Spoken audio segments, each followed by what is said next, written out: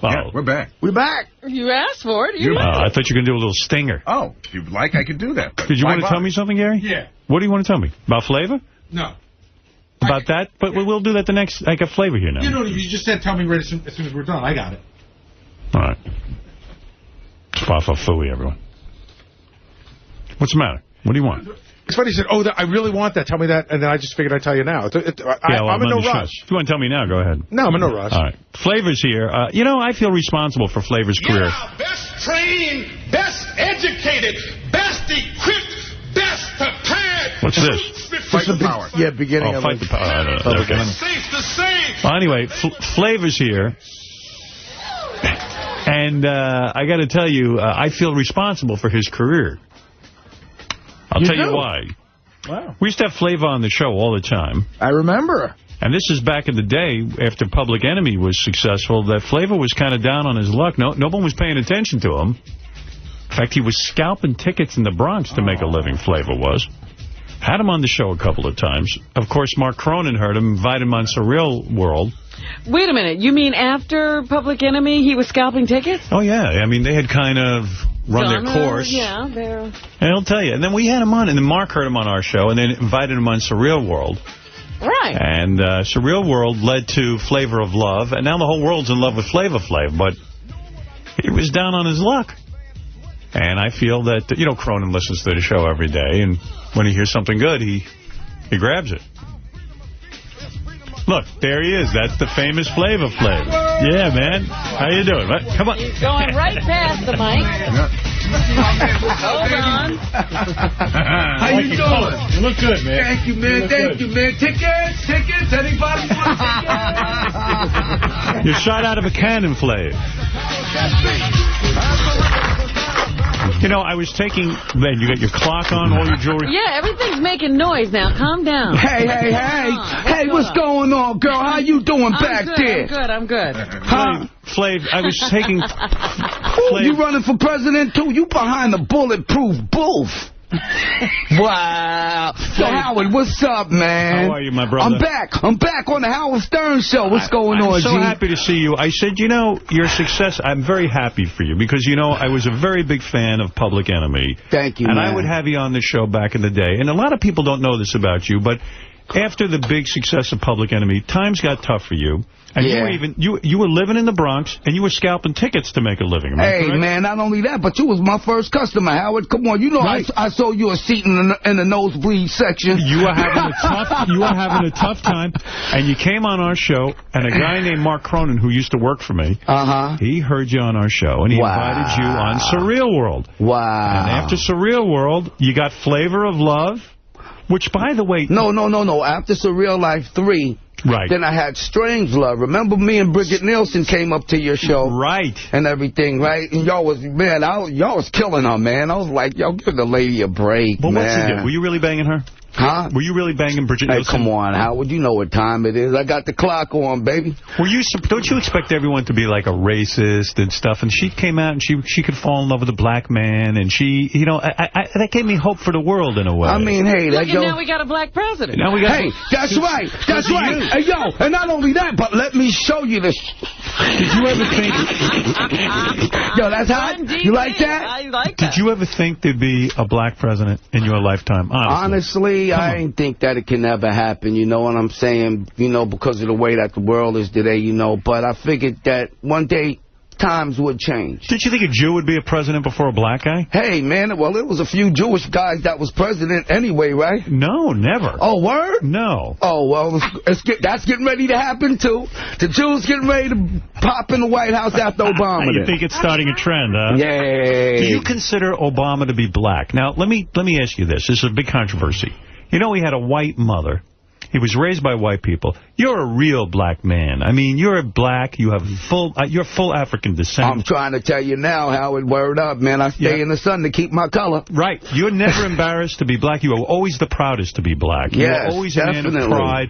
Do you really consider this to be a black president, or are we yet to see a black president? I sure do consider him to be a black president because he has black blood running through his veins. But will we ever get a real black president? I mean, like someone like yourself, who's a real black president. Yeah. You know, and you know who it's going to be? Flav. Oh. I'm going to run for president, man. Please vote for me, Howard, man, and I'll keep you on Sirius Radio for about 80 more years.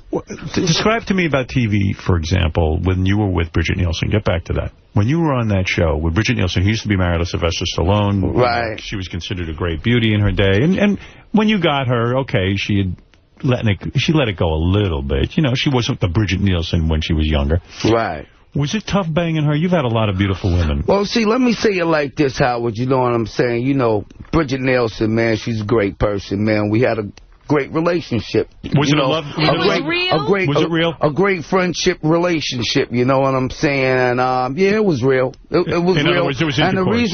And the reason why it was real, Howard, is because you know me, man. I don't discriminate, man. I don't see color. No, I like that about you. You always you know what I'm saying. Who ended it? You ended the relationship, I guess. Well, honestly, we both did. You know what I'm saying? Because I mean, you know, she had a family over in Italy. You know what I'm saying? And then I got my family here in New York, you know. And how was the pussy, though? Was it good? Hey, well, see, let me say it like this, you know. Be honest, Flav. Huh? Hey, I'm going to always be honest, and I'm going to always be nice. Was it too big? Was it too big? I mean, hey, check this out. Honestly, you know, that area right there, man, I got to stay away from. And the reason why is because, you know, that ain't. That's not cool? You're a gentleman. Yeah, man. Yeah. And I love Bridget, Did you go down on her? I love Bridget, man. Did you go down on Bridget? I was already down on her. She's 6'2", man, and I'm 5'8". What you talking about? So you made a lot of people thought it was just for the cameras and all this, you know. I mean, well, it was for the cameras, too. You know, we had to do our thing and make our money and survive, feed our families and everything. But, yeah, it was real, though. So when you were doing this show with Bridget Nielsen stuff, VH1 is infamously cheap. They don't pay a lot of money for their shows. You have like whatever show you're in, whatever reality show you're in, it's #1 on the network schedule. Thanks, and that's man. the truth. Did they really give you the money, though? Did you see the money? I didn't see it like I wanted to see it, but I got to see something. All right. And as I described, you were down on your luck at that point. You were having you have to make ends meet and all that. Around at what time was I down on my luck? When you went to the reality show, Surreal Life, right? I mean, you weren't rolling in dough. Well, it's not like I was. Yeah, I wasn't really rolling in dough, but I wasn't really down on the luck. Yeah, because I was still moving around with Public Enemy. We still moved around across seas and everything. You know what I'm saying? But this has made you like internationally famous, right? Hey, man, I'm the brand new Howard Stern of the business, baby. It's the truth, and you're a great personality. You know how to mix it up in front of the camera. You always were dynamic. You always were a little bit crazy, and people like that. And you're able to be interesting. People like to watch you. And this guy, he's always had the type of life that was interesting. Tell Robin and my audience how old you were the first time you banged a girl. Were you not 6 years old? I'm trying to tell you now. I sure was 6 years old. Wow, man. How did you know that? I know about you. Because I told you all a long time ago. We have the girl here. Yeah, she's going to walk in right now. Huh? No, I'm joking. Hey, that would be amazing. That's the first time I've seen him look afraid. Robin, you crazy lady. How old was the girl you were with? 6 years old, 6 years old. But it was hey, we was experimenting, man. You know what I'm saying? Back in the days, you know, it was just an experiment. But how did you know what to do? Hey, man, look. Porno. No, it wasn't no porno, man. I mean, you know, honestly, natural instincts. Where were you that this? I mean, to be 6 years old, did you ejaculate? And where was I? Did you ejaculate? Nah, man, I wasn't old enough to do that, but my little joint did get hard, though, and it did penetrate. It did? Really? Yeah, because, you know, come on, man, but all little kids pop a boner. Right. Yeah. You know what I'm saying, Robin? Well, I have one right popped a boner. That's right. Yeah. I was on the bone, brother, and it happened, man. Flav, I worry about your lifestyle. I mean, you have, I believe, 8 children now, right? No, I have 7. You have 7 kids. 7 kids. You've announced to the world that you want to have 3 more. You want to have 10 children. I sure do. Yeah, it's just a personal want, though, Howard. Wait a minute. Why Are you going to try living with the last 3? Hey, well, I live with my last one. Yeah. and I'm trying to add 2 more. What are you saying? You saying Flav doesn't live with his kids? No, he doesn't live with all these kids. Nah, see, my 3 oldest, right? My 3 oldest, Unique, Man, and KK, they live out on Long Island, right? All right, that's where you... Aren't you out on Long Island? Come on, me and you from Roosevelt, Are you still man. in Roosevelt? No, or my mom is still in Roosevelt, and I still got my room there. Okay. You know what I'm saying? Then my middle 3, because I met a young lady in the Bronx, right? But then they moved up to Albany, but Designer, Quan, and Kayla... Designer is 15. Designer? Yeah, Designer. Oh, everything an African name with you? Has it got to be African name? Designer an African name? Designer. Hey, I'm an African. So what y'all expect? You're African. What you expect? No.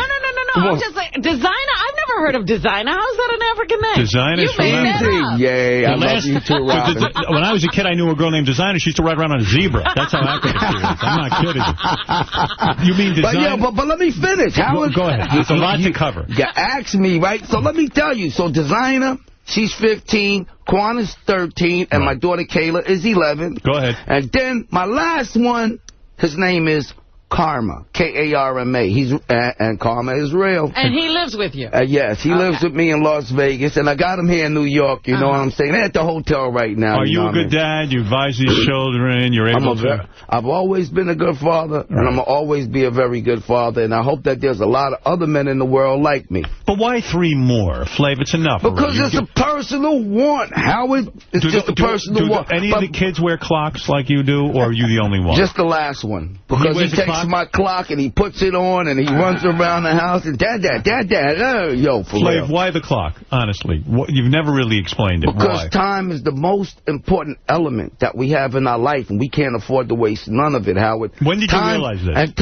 When did you realize this? The time when I first came on your show and we was killing each other. But why not wear a calendar? Why not wear a calendar? I've often thought about it. Why not wear a calendar? Because I'm representing time, not the days of the month. That's for women. Before Public Enemy, did you always walk around with a clock? A woman should wear a calendar. That's right. That's right, Robin. I'm going to get you a calendar. You know what I'm saying? We going to mark that day down, okay? Flav, when did you start wearing the clock? I started wearing the clock. Well, first, Howard, you got to remember back in the days, the fad was stopwatches, because we used to all wear stopwatches. But then, as a joke, son of Berserk, my boy T.A., you know, he took the stopwatch off, put this clock around my neck. That's a kitchen clock. Hey, it's a shower clock. It's a shower clock. Yeah, why the but wrong time? Battery. Yeah, why the wrong time? No battery in it. And the reason why is because, you know, I turned this into a statue. You know, statues don't move. And it's on 6 o'clock. Yeah, why And the 6? reason why it's on 6 o'clock, because 6 o'clock points straight up and down. And right now, I'm straight up and down with you, Howard. Thank you for having me in private parts. Do you always... Yeah, I love that. Yeah, boy. That's right. Your movie was my 5th movie ever in my life, G. Thank you, G. Did you... Yo, where's Fart Man at? Yo, is he still around? You don't want to see him. Huh? Yeah, you know he's disgusting, Fart Man. I know, man. I know. That was my boy, man. Flav was in my movie, and as I walk by, he smacks me in my fat cellulite. That's right, with the broom bristles, man. Have you ever seen an ass like that on a man? Hey, man, and I don't want to ever see it either. It was horrible, right? Word up, man. I had to. I wanted to cover my eyes, man, but I had to see what I was doing. You know what it is? That's an ass of the life of a veal. I mean, I sat basically on my ass my whole life. You're very active. Word up, man. I was not active. I sat in my room and hid. So let's get back to this now. So, all right, let's get back to the life of Flava Flav, because I have many, many things to cover with you. Come on, let's do it, baby, all right, boy. And let me just say and then something. at the end, I got a lot to cover, man, on a history of my man Howard Stern. Well, let's just say you've got to see Flava Flav in Deon Taylor's Night Tales, available on DVD tomorrow. Oh, yeah? Now yeah, that's why Flav is here. He didn't come in for his health. You understand that. So I'll get into the project last. We'll get into I didn't come in here for my health. I came in here for my wealth. Hey, that was good. That was good. Did you you can write a song. Did you leave this dating show where all the women were trying to get a date with you?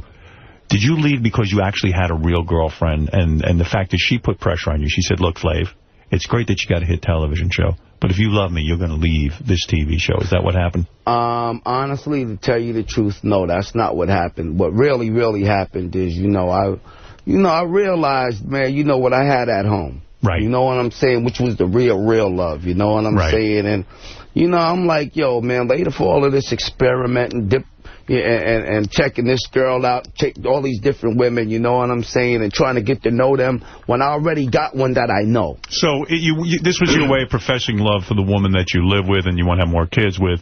You said, I'm willing to give up this TV show, because it was a huge hit. Yeah, definitely. Plus, besides, too, Howard, you know what I'm saying, I was getting a little burnt out with it, too. And the reason why I say that is because it was starting to be repetitious. Yeah. You know what I'm saying? And people thought that I really couldn't find love. Right. And you know what I'm saying? And I didn't really want that image about me not being able to find love. But I find love every day. As soon as I walk out my door, I get love, man, from people, man. And what's it like for a guy like you to have a camera on him all the time? Does that feed your ego, your narcissism? Does it feed it? Honestly, you like it? Sometimes it creeps me out, but then again, I love it, man. I just love it. I love the camera, man. But did there ever come a time you say to the network, look, we just shot something I'm not proud of or I'm not comfortable putting on TV? Were there moments like that where you said, no way? Yes, there were moments like that. What was an example of your worst moment in front of the camera that you said, I want this Hey, if I tell you that, it would have been on TV, Howard. Do you actually bang some of the girls from the television show? There we go again. Why? Why not go there? Let's find out. How you going to question my manhood, Howard? Do you bang some of these girls from the TV show? Hey, man, nah, man. My show ain't about... Man, it's about me dating. Come on. It's about me dating, Howard. I ain't banging nobody, man. I don't believe it. Now, listen to me. I love you too, Howard. You recently had a... Flavor Flav, Howard Stern. Okay. Flav, you recently had a roast. You've become so big now that they roasted you on Comedy Central. Yeah, you know what? And I want part 2 because I want to get them back. And I'm going to tell you something, Howard. The only jokes that I said were the jokes that they wrote for me. Right. But I didn't know exactly what a roast was. You didn't grow up in that environment where you learned about a roast. I watched roasts before and everything, but I didn't really know exactly what to do with it myself. But then, once I watched the show, then I'm like, hey, wait a minute, this ain't nothing but playing the dozens. You know what I'm saying? Right. And I should have just did my own Flavor Flav thing. Referring to that's why I want part 2. I want part 2, and I want to call this The Revenge of Flav. You're talking about the fact that when you were a young man growing up, the way that you would roast somebody in your neighborhood was you'd make fun of their mother. Yeah, come on. And so this is basically the same thing. And you didn't understand the concept, and you think that you could have gotten them a lot worse. I could have gotten them a lot better than I did. Now, the N-word was used 11 times on the Comedy Central roast. Were you upset about that people were using the N-word? And I know Comedy Central was upset about it, weren't they? Well, honestly, to tell you the truth, Howard, I didn't even think about it. First of all, because, I mean, you know, it's natural in my vocabulary. You use the N-word. You know, hey, Howard, you my nigga, man. Really? Yeah, you my nigga, G. N-I-G-G-A. But N-I-G-G-E-R. Nigga. Everybody saying it. Everybody playing it. Loaded on the scale, because everybody weighing it. Toby said, yo, I be good nigga. Nigga, get a shovel, nigga, be good digger. I don't care how small or bigger, but I don't want to be called yo, nigga. That was on the Public Enemy album. A fantastic album. Thank you, y'all. Thanks, man. Thanks for that. Fantastic. I've told you that 911 is a joke in my town. I'm trying to tell you now, and if you don't believe it, go out there, get hit by a car, and see how long it take them to come. Duran Duran, did you know Duran Duran covered 911's a joke? Yeah, I heard. Yeah, but I haven't heard the record. But thanks. You never heard. It's a little fruity. It's not great. Oh, okay. When you do it, he might like it. No, he wouldn't like it. I'll tell you why. Why? Because when he sang 911's a joke in my town, he meant that he was angry. He was angry in it. It was done with real emotion. As we pointed out this morning, do another version? Duran Duran sounds like they're at a party saying 911's a bunch of white guys saying that. Play him a little of it. Here is a little of it. You tell the truth about what you feel about this song. Go ahead, Fred. Hit it. See if you can find it. Go ahead. Come on. Listen to it for the first time in your life. I can't believe you weren't curious to hear it. Hey, yo, one thing I love about you, Howard, you are very stern. Howard Stern! Flavor Flav. When did you start that Flavor Flav thing? Honestly, man, Chuck D started it because he's the one that named me Flavor Flav. He did. Yeah, like Carmen Electra was named Carmen Electra by Prince, and Chuck D named you Flavor Flav. Yeah, because back in the days, you know, like everything was like, yo, Howie How, yo, Chucky Chuck. Is Chuck D jealous of your success on reality television? Chuck is very proud of me, man. You know what I'm saying? And there was times when he was trying to get up on my show. Are you now a millionaire again as a result of these shows? I'm almost there, Howard. You're almost there. I could really be a millionaire if you stick me in one of them rooms back there on your radio station. Give me about $2 million, Howard. Stick me in a room. I'll be there for about a year, well, man. Let me understand something. What about a radio show for Flava Flav? Have you ever considered that? You're a fascinating human being. I mean, well, that's how I started off doing radio. That's right. And I started off at BAU. The next thing you know, I ended up at Hot 97. The next thing you know, I ended up at 105.1 with Ed and Lisa and Dre. Lisa G. Yeah, Lisa G. She works here now. Yeah, You never made love to Lisa G? Nah, I never made love to Lisa G, man. But we've always been great friends, though, But hey, Lisa always been single, man. Lisa, does she like men or does she like women? What is her story? Now, that you got to ask Lisa, okay? Right. What do you think? Huh? You should get it with her. Honestly, I think Lisa's scared. Of you? Scared of what? Huh? What is she scared of? I think she's scared of love from a man. And the reason why is because she's been single for a very, very long time. And I've been like, come on, Lisa, you need to hook up, G. No, but I just want to be single. Okay? Yeah. So I got to... That's interesting take on that. She gives us the same fucking shit. Yeah, yeah. She's very hot for Artie, but he's thinking of filing a lawsuit. Hey, so that means that ain't nobody else getting nothing from Lisa G. Gary, what did you want to say? Lisa was just telling me a great story about Flava Flav. She said that when they worked together at the radio station, if Flav wasn't in on time, her job was to start calling Rikers and some of the local prisons to see if that's where he was. Hey, yo, and not only that, but can I tell you something, G? I'm the only one in radio history that ever did his radio show from a jail cell. Speaking about jail, I was on Rikers. Yeah, I was on Rikers Island, and I had the Home Jams show. And that's when I was playing people's tapes and stuff over the radio and everything, long as it was clean. And then I got in trouble because you know me, man, driving around with no license and all of this stuff. And that's what I kept going to jail for. Hey, check this out, Howard. You had 48 suspensions of your license. 48. Yeah, but wait, Howard, let me finish telling you. Please let me finish telling you, Howard, man. Sorry, Flav. So anyway, I was locked up on Rikers Island, you know what I'm saying? And I had to do my radio show, so I had the guards call the radio station and everything, and then they brought me the phone to my cell and everything, and I was doing my radio show from a jail cell, G. I'm the only one in Hot 97 history ever did it, man. A radio history, period. But, Flav, this is why I worry about you.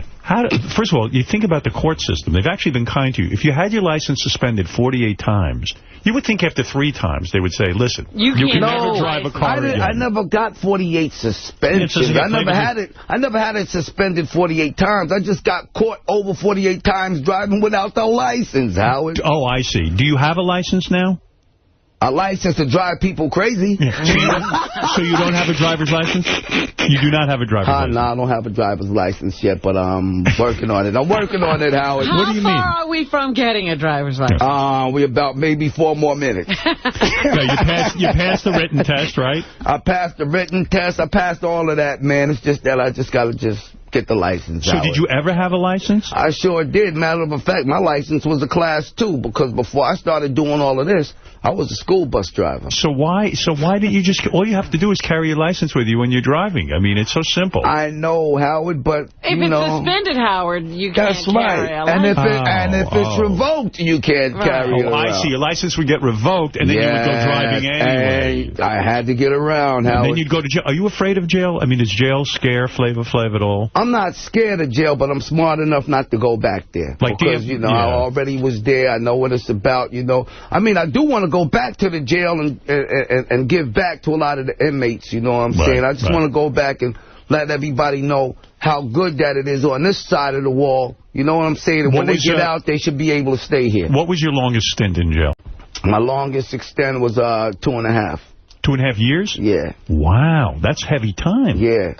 2.5 years? Yeah, 2.5. For the license? No, this was back in the days. Oh, the gun possession? Man, way before the gun possession. What was it? I was, doing some burglaries and stick-ups and all of that. Way back in my day. Because, hey, man, I was a gangster. Wow. I was in a gang, man, and following behind my peers and everything. I used to get in a lot of stuff, man. Next thing you know, yes, I had to do time upstate in Onondaga County Jail. What was the actual charge? Huh? Robbery?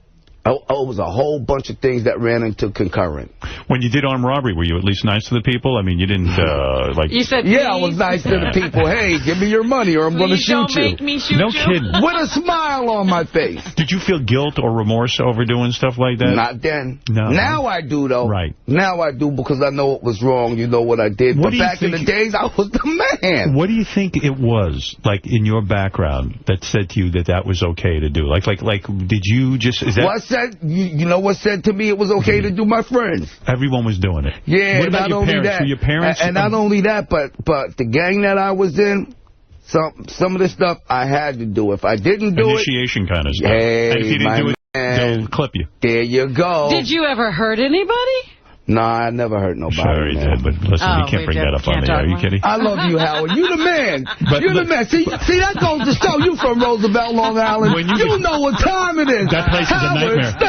That place was a nightmare. You know, 60 Minutes brought me back to my hometown where Flava is from. You were in 9th grade with Eddie Murphy? Did you? Yeah, man. We had Miss Muckle. You guys are younger than I am. Yeah, man. But then I had to go back to Freeport High again because Roosevelt High School wasn't trying to stomach me. Yeah, they threw you out of Roosevelt. You know how bad you must have been to be thrown out of Roosevelt? Yeah, I was kind of bad there, Howard. You know, Roosevelt is one of the toughest schools in the world. If he was so bad that they threw him out of Roosevelt. You have no idea what a problem he is.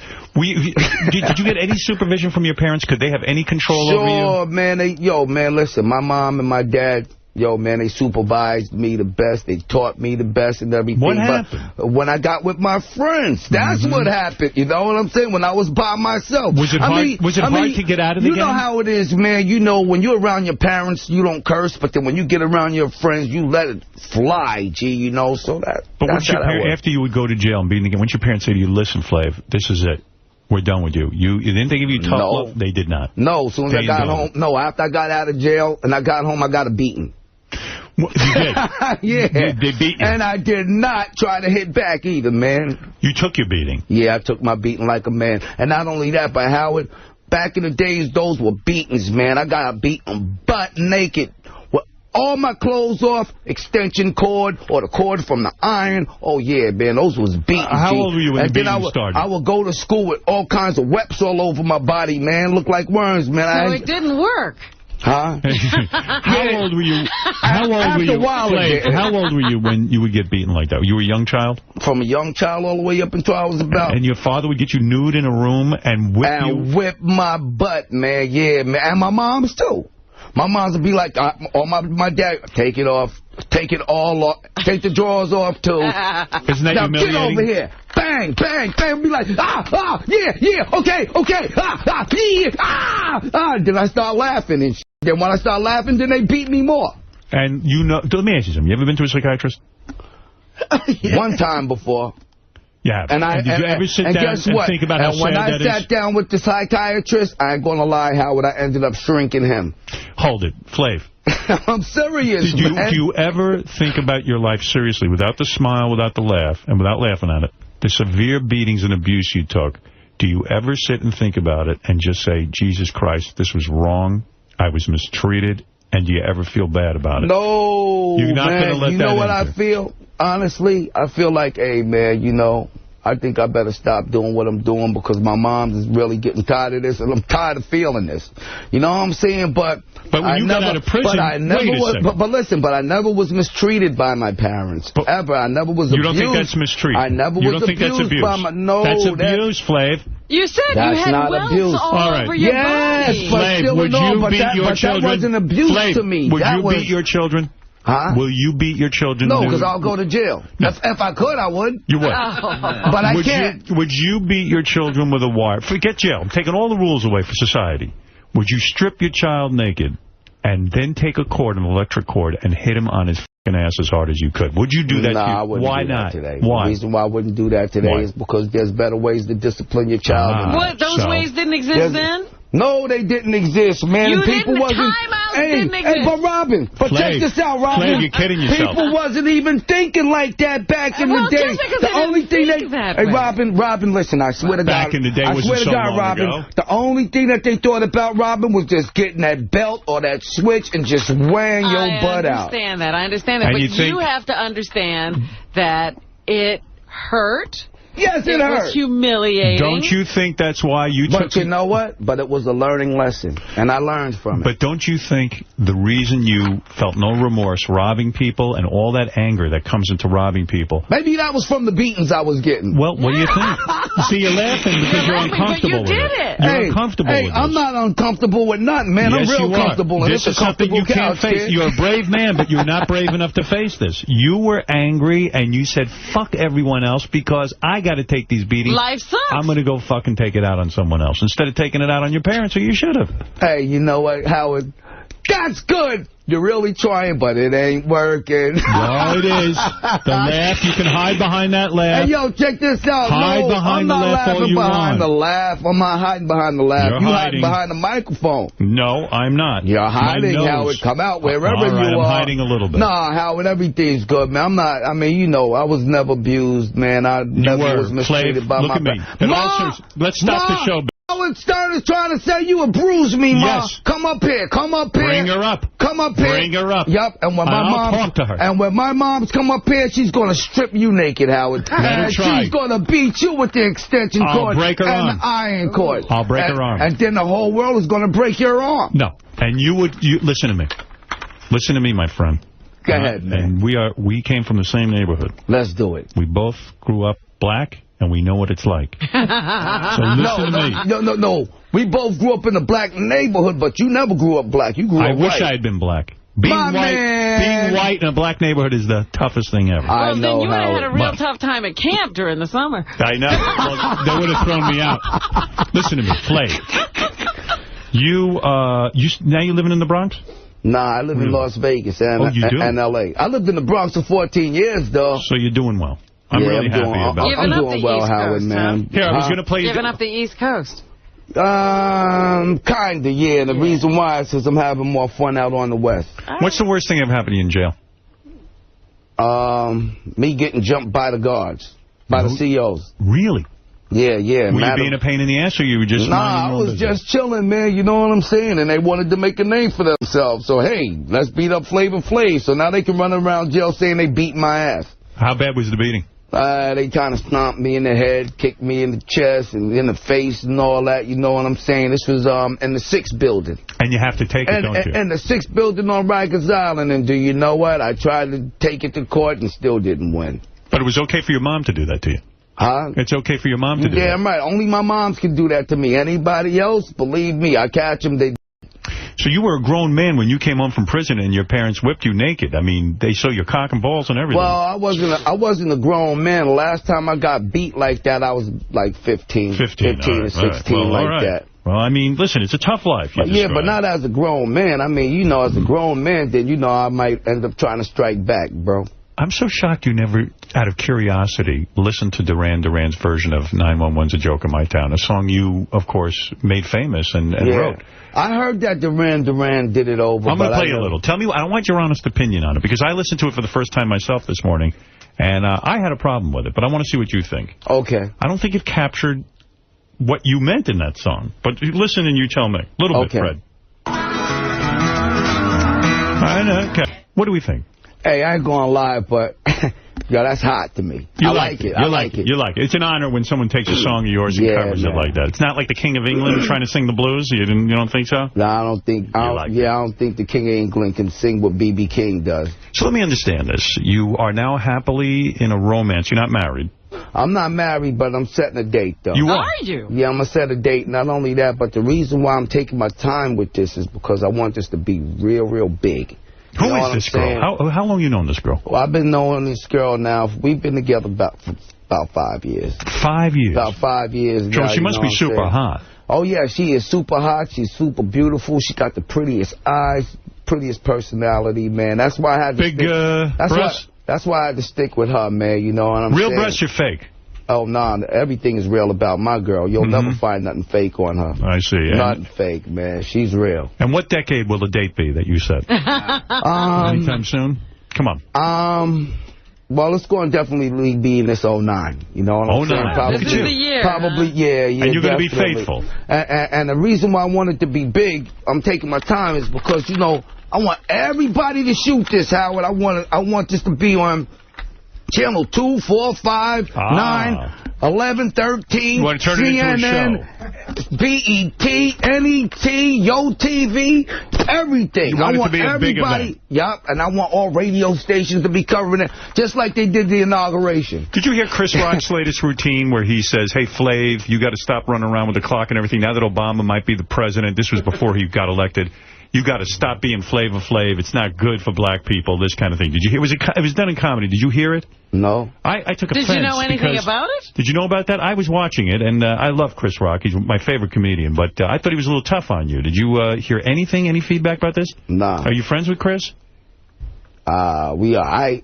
You're all right. I mean, yeah, man, I always liked Chris Rock, man. Yeah. You know what I'm I think he was just goofing I around. heard that he was bashing me down a little bit, you know what I'm saying? And I'm like, wow, what do Chris... You don't have a driver's license? You do not have a driver's license? No, I don't have a driver's license yet, but I'm working on it. I'm working on it, Howard. How what do you mean? How far are we from getting a driver's license? We're about maybe 4 more minutes. You passed the written test, right? I passed the written test. I passed all of that, man. It's just that I just got to get the license. So did you ever have a license? I sure did. Matter of fact, my license was a Class 2 because before I started doing all of this, I was a school bus driver. So why didn't you just... All you have to do is carry your license with you when you're driving. I mean, it's so simple. I know, Howard, but, if it's suspended, Howard, you can't carry a license. And if it's revoked, you can't carry it around. I see. Your license would get revoked, and then you would go driving anyway. And I had to get around, Howard. And then you'd go to jail. Are you afraid of jail? I mean, does jail scare Flava Flav at all? I'm not scared of jail, but I'm smart enough not to go back there. Like because, I already was there. I know what it's about, I mean, I do want to go back to the jail and give back to a lot of the inmates, you know what I'm saying? I just want to go back and let everybody know how good that it is on this side of the wall. You know what I'm saying? And when they get out, they should be able to stay here. What was your longest stint in jail? My longest extent was 2.5. 2.5 years? Yeah. Wow, that's heavy time. Yeah. 2.5 years? Yeah, 2.5. For the license? No, this was back in the days. Oh, the gun possession? Man, way before the gun possession. I'm talking about, I was, doing some burglaries and stick-ups and all of that. Way back in my day. Because, hey, man, I was a gangster. Wow. I was in a gang, man, and following behind my peers and everything. I used to get in a lot of stuff, man. Next thing you know, yes, I had to do time upstate in Onondaga County Jail. What was the actual charge? Huh? Robbery?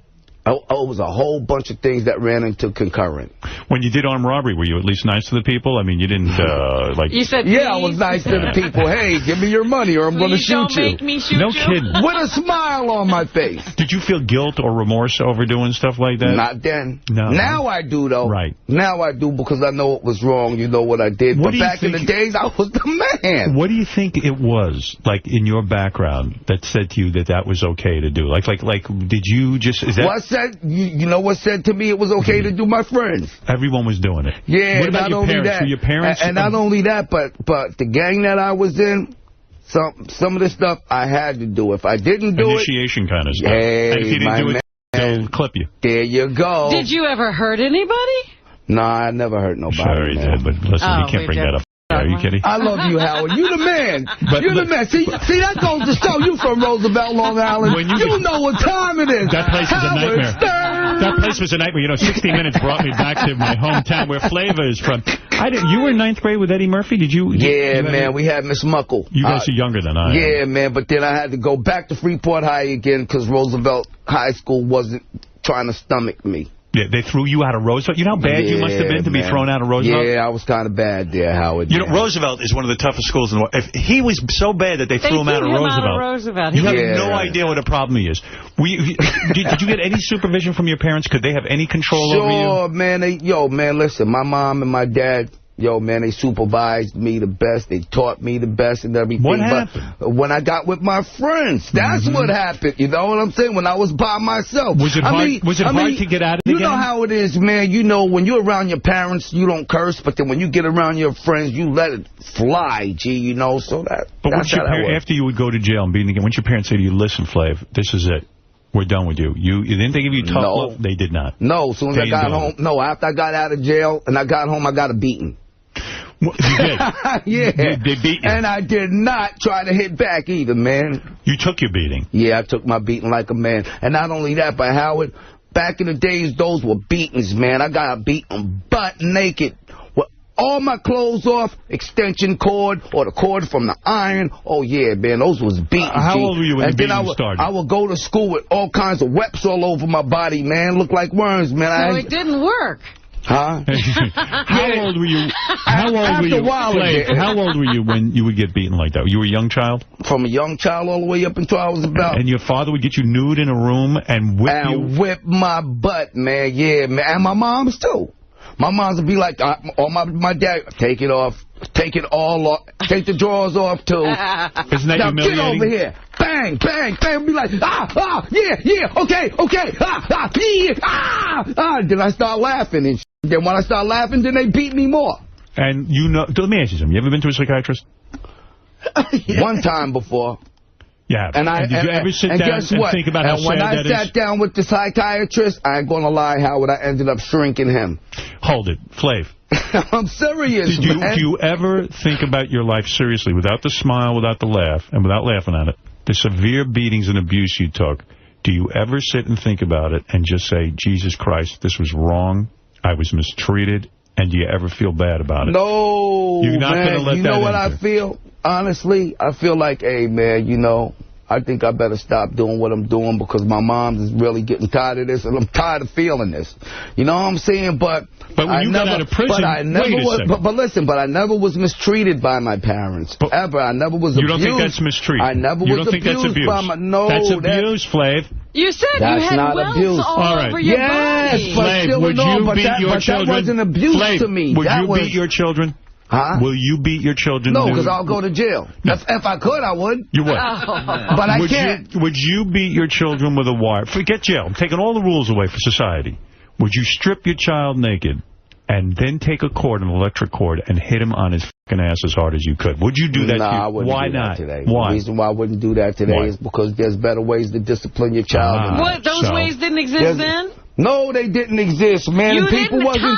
Didn't exist. Hey, but Robin, check this out, Robin. Flav, you're kidding yourself. People wasn't even thinking like that back in the day. The only thing Robin, listen, I swear to God. Back in the day wasn't so long ago. The only thing that they thought about, Robin, was just getting that belt or that switch and just wearing your butt out. I understand that. But you have to understand that it hurt. Yes, it hurt. It was humiliating. Don't you think that's why you took... But you know what? But it was a learning lesson, and I learned from it. But don't you think the reason you felt no remorse robbing people and all that anger that comes into robbing people... Maybe that was from the beatings I was getting. Well, what do you think?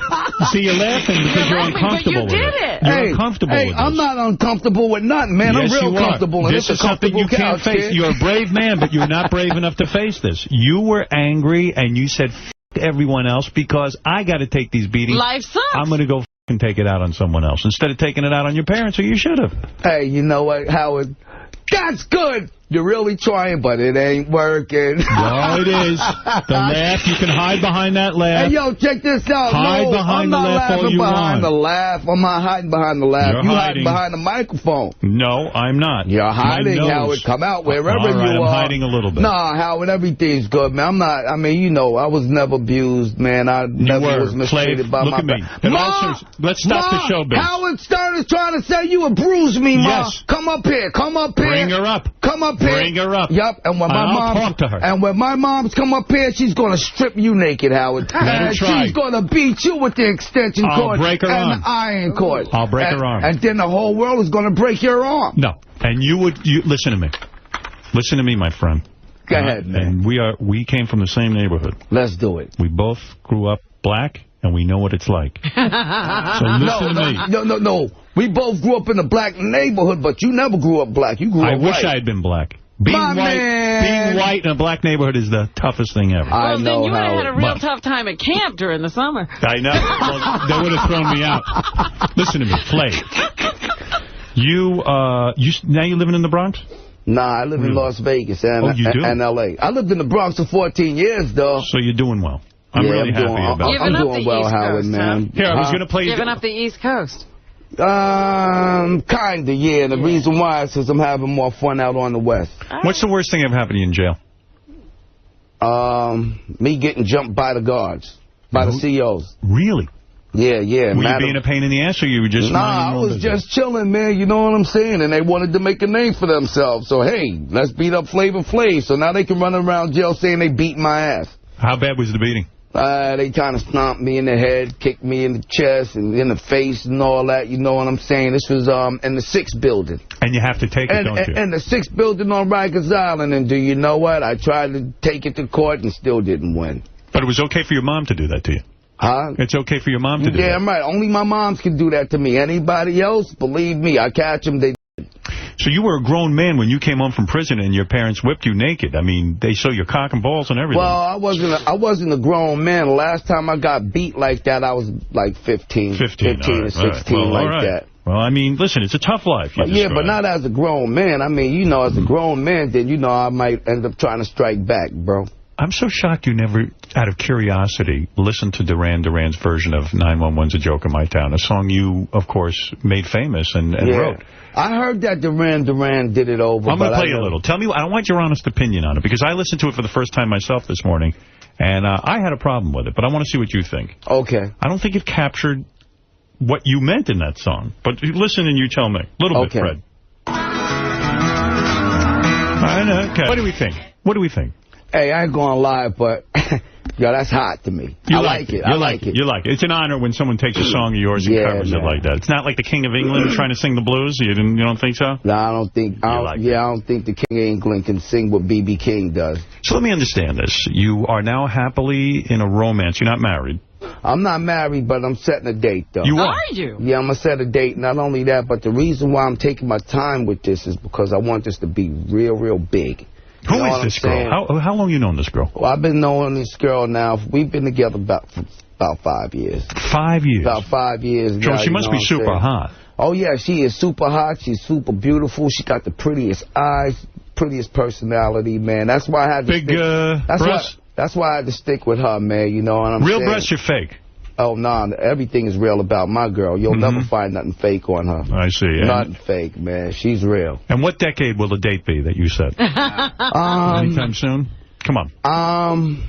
Well, it's going to definitely be in this 09. You know what I'm saying? Probably, this is the year. Probably, yeah. And you're going to be faithful. And the reason why I want it to be big, I'm taking my time, is because, you know, I want everybody to shoot this, Howard. I want this to be on Channel 2, 4, 5, 9, 11, 13, you want to turn CNN, BET, NET, Yo TV, everything. You want it to be a big event. Yup, and I want all radio stations to be covering it, just like they did the inauguration. Did you hear Chris Rock's latest routine where he says, hey, Flav, you got to stop running around with the clock and everything. Now that Obama might be the president, this was before he got elected. You got to stop being Flava Flav. It's not good for black people, this kind of thing. Did you hear? It was done in comedy. Did you hear it? No. I took offense. Did you know anything about it? Did you know about that? I was watching it, and I love Chris Rock. He's my favorite comedian, but I thought he was a little tough on you. Did you hear anything, any feedback about this? Nah. Are you friends with Chris? We are. You're all right. I mean, yeah, man, I always liked Chris Rock, man. Yeah. You know what I think he was just goofing around. I heard that he was bashing me down a little bit, you know what I'm saying? Yeah, and I'm like, wow, what do Chris Rock got against Flava Flav? I never did nothing to Chris Rock, you know what I mean? You're a brother trying to make it, too. But check it, that's it. Right. That's it, you know what I'm saying? But I spoke with my boy Bill Stephanie, you know, Bill Stephanie and Nelson George are the ones that really got Chris Rock's ball rolling, you know what I mean? And, and Bill was like, yo, man, nah, I don't believe that. Chris Rock loves you, man. I'm like, well, how could he love me if he's going around the country bashing me? He's like, yo, well, he's not bashing you, man. Chris Rock loves you. So I got to see what my boy Bill is talking about, because Bill would never steer me wrong. Well, you know, I didn't hear it. I don't know what you're talking about. I heard it, but, you know. So why didn't you get him for me, Howard? You my boy. I haven't seen him Why didn't you be like, yo, why you talk about my man Flav? Pow. I will. You know what I'm saying? That's what I'm saying, Howard. I will stick up for you, man. I love you. Come on, man. When they was trying to bash you, Howard, I was sticking up for you. You damn right. That. Thank God. You doggone right. And I'm going to keep sticking up for you, Howard. You were in jail, so. Yeah, that's right. You were nowhere to be found. When? Yeah. You were always in jail. I could never get a hold of you. Oh, okay, but at the time when they was trying to X you, Howard, your boy was out of jail, and I was sticking up for you, Howard. Do you ever hear from your old gang members? Do they ever say say to you, Flav, look, man, you've made it. You've got some dough now. You got to give us some How money. do we get out of there? Nah. And that's because, you know, my gangsterhood ended a long time ago. I always heard that once you're in a gang, you can't get out. That's true in some cases, but some cases that ain't true. Who did you go to? The head counsel there, the consigliere? Well, I can't really talk about that on the radio because I might start a fire that I can't put out. I understand. You bought your way out, I bet. Nah, I didn't buy my way out. Did you get beat in and beat out? Hey, I love you too, Robin. Did you fight your way out? Huh? Did you have to fight your way out? Kinda. No kidding. Kinda, man. Yeah, man. You mean you went to them and said, look, I got to get out, and they said, okay, kick this brother's ass. And they kicked my butt to get out. Right. But I made it out. I made it out, and I'm here with you today, Howard. You've taken a lot of beatings in your life, haven't you? Hey, man, and I might have to take more one day. So when Chris Rock says something about you, you say, hey, man, haven't I gotten the shit beat out of me enough? Can you stop, please? You too, Chris? Yeah. Chris Rock got beat up, too? No. Huh? No. Wait, so what in other words, in other words, in a gang, they give you a final task. If you were to get out of the gang, you got to perform the final task. Right? In other words, you've got to prove to the gang, and then you have to fight your way out. Yeah, man. Damn, that doesn't sound like fun. They beat your ass to get in. I ain't going to lie, it was fun getting in, but it wasn't fun getting out. But don't they beat you up on the way in, too? Yes, ma'am, they sure do. They sure do, Robin. Yeah. I've seen that in videos where, like the whole gang just stomps on you. And it's real. Why, though? Why do they have to beat you up? That's called initiation, and not only that, but they got to see if you man enough to be with the crew. If you man enough to be with the... If you can make it through this, you man enough to be with the crew. If you don't make it through this, hey, you can't hang. Did you feel bad when you had to beat up some guy who wanted to be in the gang once you were in? No, because they didn't feel bad when they beat me up, so I didn't feel bad when I had to beat somebody else up. I always say that about doctors. They always complain about they have to do rounds, you know, when they're interning and they work 15, 16 hours a day. And I go, well, why don't you stop that? You go, well, we had to do it, so now we're doing it. And that's true. That's true, Howard. Your life's tough, huh? Yeah, not now, struggle. Not now, man. Now life is easy. Life is a lot easy now, you know what I mean? It'd be a lot easier, man, if I had your money. Wow. You are the man, Howard. Wow. Come on, man. Stick me in that room back there, man. I'll do about a year, man. I'll do about a year back there for Howard, man, on Sirius Radio. Well, so you think I would be good on radio, though, Howard? Here's what I think about you. Sirius, man. Do you think I would be good on radio, Howard? I think if you got real like you were here today, the way that when you got real about your parents and your life, and you got real about all the Flav shtick, I get it. But when you are yourself, and you start to talk about gangs, you start to talk about what went on in your life, the beatings, everything. If you could just sit down and treat it like that, you would be one of the greatest radio performers of all time. Hey, can I tell you something, Howard? Yeah. I know how to do that. You do? Sure I do. Well, I'll tell you what I'll do. I'm going to give Tim Sabian the call. I'm going to tell him, give Flav an hour of his own. Let's see him get on there. And I guarantee you will be great. I think so, though, Howard. I probably will blow up Sirius Radio, too, like you did. Imagine you just talk to some kid who's trapped in a gang on the radio who says, I don't know how to get out, Flav, and you advised him. And then he ended up getting out. That would be great. Yeah, I mean, I would want to hear about this stuff. You've lived a life most people think is insane. Yeah. And they want to hear about it. And not only that, but I'm grateful, man. I thank God, man, that I still got this life. You ever been locked up in a mental institution? Never, ever in my life. Anyone ever tried to commit you? Never, ever in my life. Ever been so down that you didn't want to go on? Never, ever. Wow. Here, I'll give you a sample show. I'll be a caller. I'll call into the Flava Flav show and see how you handle it. You ready? Aye. Okay. Oh, Flav, I know you got gang. I know you got. Wait a second. I know you got laid when you were 6. I'm 7 years old. I still haven't gotten any pussy. What should I do? Well, honestly, to tell you the truth, I think you should just pop a bone and keep it in your pants. Don't try. You're telling the kids to wear. And wrap it up. Dominic, you're on the air with Flava Flav. You got to see Flava Flav in Dion Taylor's Night Tales, available on DVD what is tomorrow. Night Tales? I'm going to tell you that in 1 second, but first, Dominic, go ahead. Flav, do you remember when I was representing your wife? Huh? Do you remember when I was representing your wife in family court? Oh, wow. You're back again?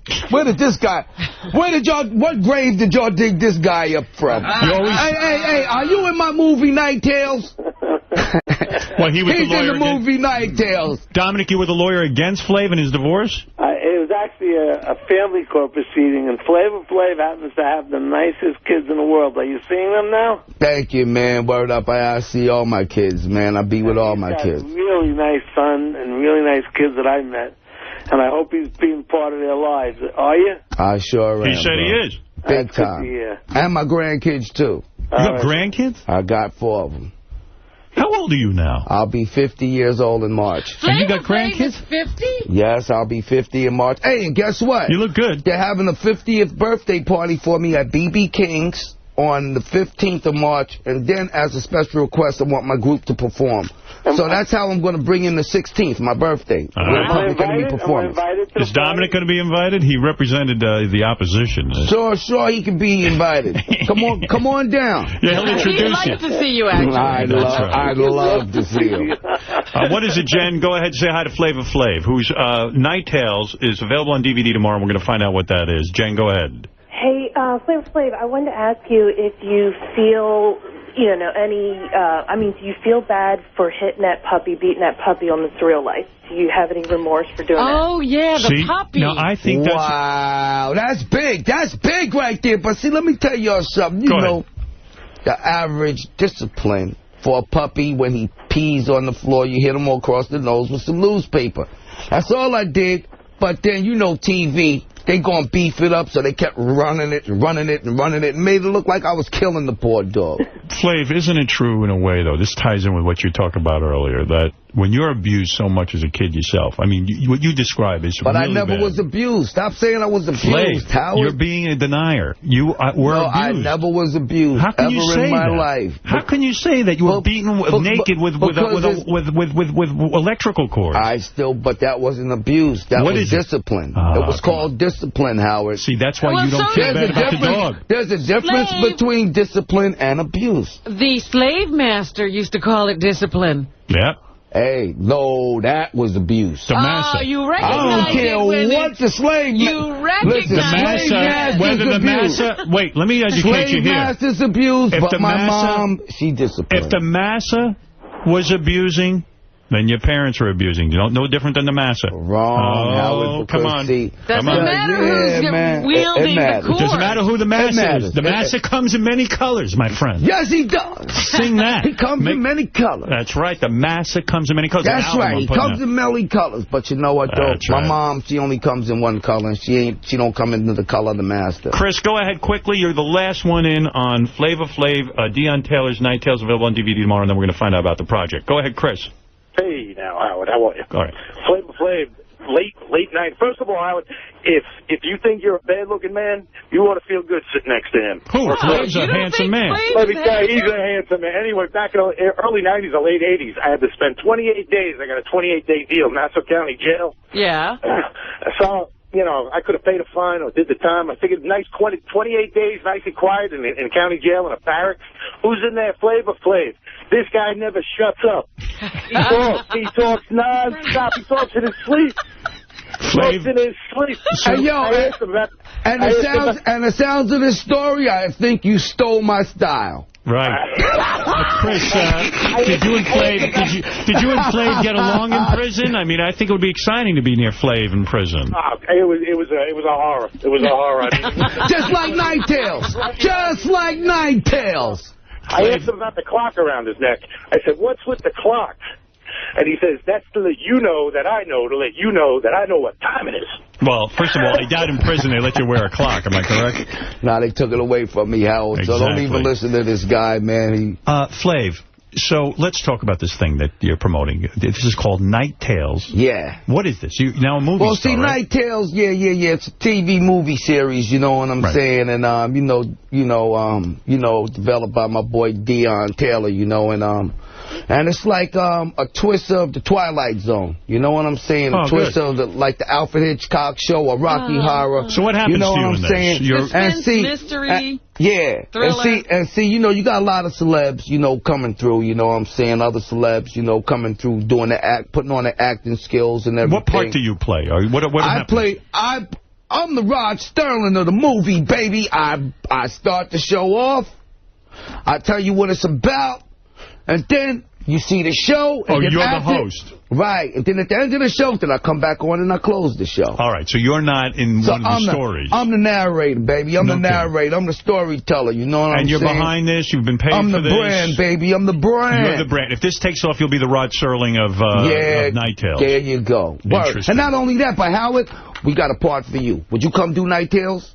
I have no idea. I'm very big star. All right, well, check this out. I'm going to submit something to you, man. Just don't say no, come be in my movie, man. All right. Come on, be in my movie. You know I don't just do any project. I know that. I know that. My name's above the title. And not only that, and when you do another project, Howard, you got to have your boy Flav on board, man. I put you in all my films. You know that. Thank you, man. Well, put me in your next one, too. You know how Ron Howard always puts his brother in? I put in Flava Flav. Flav is your go-to. That's right. You're Howard. That's my guy. That's my guy. He was very good on set. I'll tell you this.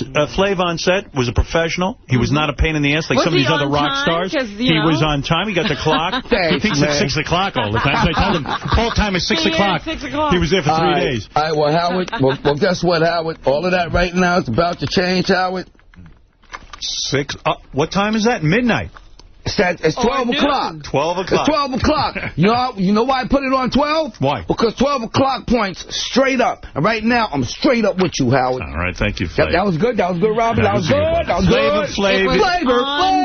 Flav's in the new Rod Serling. He's on a roll. He's in Vegas. He's in love, and he's happy. And now he says, please, check out Night Tales, available on DVD tomorrow. Right. It'll be in the stores. Yes, sir. And if you want to see some Twilight Zone type of films and see the new Rod Serling, the face Flava Flav? That's right. That's it. See Flava Flav and Deon Taylor's Night Tales, available on DVD tomorrow. Yes, sir. Always a pleasure having you, my friend. Hey, Howard, and it's always a pleasure seeing you, my man. Don't stay away so long. And may God continue to keep you successful, bro. For real, man. And may he keep you having me come back to your show. What are you now, Christian or are you Muslim? What are you? All of that, man. I just believe in God, man. God is my boy. Really? I know Allah for you? Saying, I'm a Muslim. I'm a Christian. You are a Muslim. You're a Muslim. Yup.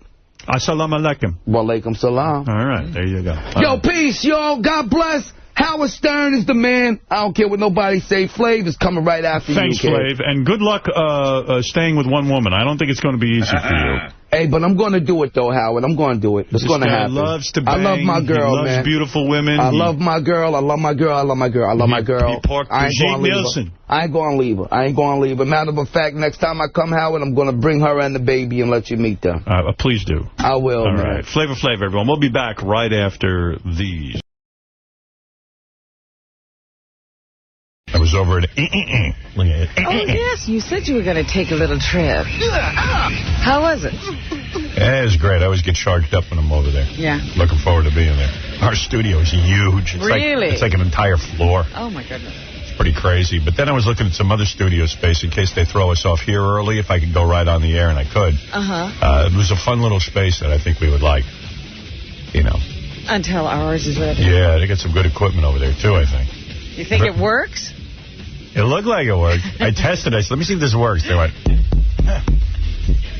I went by, Jim Brewer was on the air, and I was going to go in and say hi to him on the air, but I don't know. I didn't want to violate any contracts, but... Oh, that's right. But I think, I mean, as far as I know, I'm allowed to do that. Yeah, I think you can be a guest. I just didn't want... You know what? I was there with my daughters, and I didn't want to get started. Yeah. I didn't know what the hell was going on. He was doing well. Darrell Hammond was there, the guy sure. From Saturday Night Live, of course. Darrell. Were the girls impressed? Yeah, they loved it. They got all charged up. They were like, Dad, we're really happy for you. This is a good opportunity. And you know what we were laughing about, who they seemed the most impressed with meeting? Human Newman. Yeah, well, I'm most impressed with Human Newman. Really? Yeah, because I used to listen to Human Newman on Z100, and I go, Deborah, because Deborah used to listen to Z100. Sure. All my girls listen to Z100, except for Emily. She never was into that kind of music. Right. But Deborah was like, I go, Deborah, it's Human Newman. You know. Right. Because, like, Mike Love from the Beach Boys was hanging out in the hall, and I don't think they cared about him so much. Yeah, I don't think they knew who he was, even though you asked them. They claim they know the Beach Boys, because they know those songs. Yeah, I'm sure they do know the songs, but, I mean... I think from when they went to summer camp, they used to have to, like, they would make up words to Good Vibrations. Right. And Mike Love is he's one of the original guys, right? Yeah. Sure, but, I mean, that's not going to have much relevance to them. No. wasn't like Eminem was there or something. Right. I took him by Shady 45, the Eminem channel. And it's pretty wild back there. It's all the way in the back, all black people.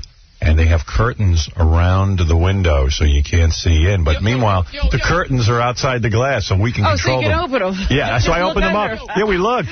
I go, let me see what's doing there. I figured it was like black people having something, you know? Right. Open up the window. They're in there working. Right. That's what they don't want you to see, black people work. They're keeping that a secret. Right. Can't let that get out. And it was so funny. And then a black guy came walking out and I go, hey, man, what's this? Curtains on the outside. I can control the curtains. You can't. Right. That's not the way it's supposed to work.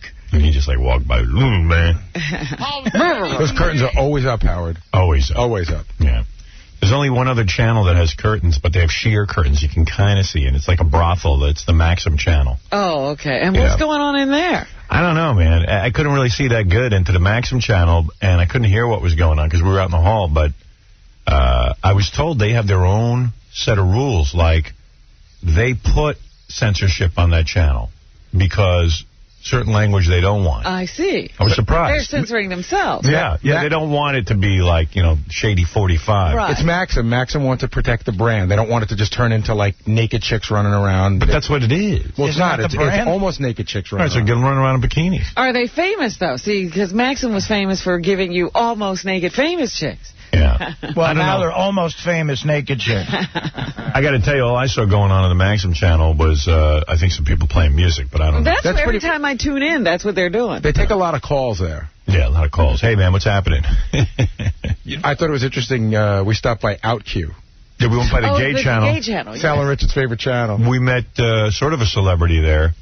This guy, Signorelli, who... Yeah, Michelangelo. That's what it is. Michelangelo Signorelli, who, as Gary explained to my daughters, he goes, that's a very famous gay person right there. That's right. And the girls go, why is that?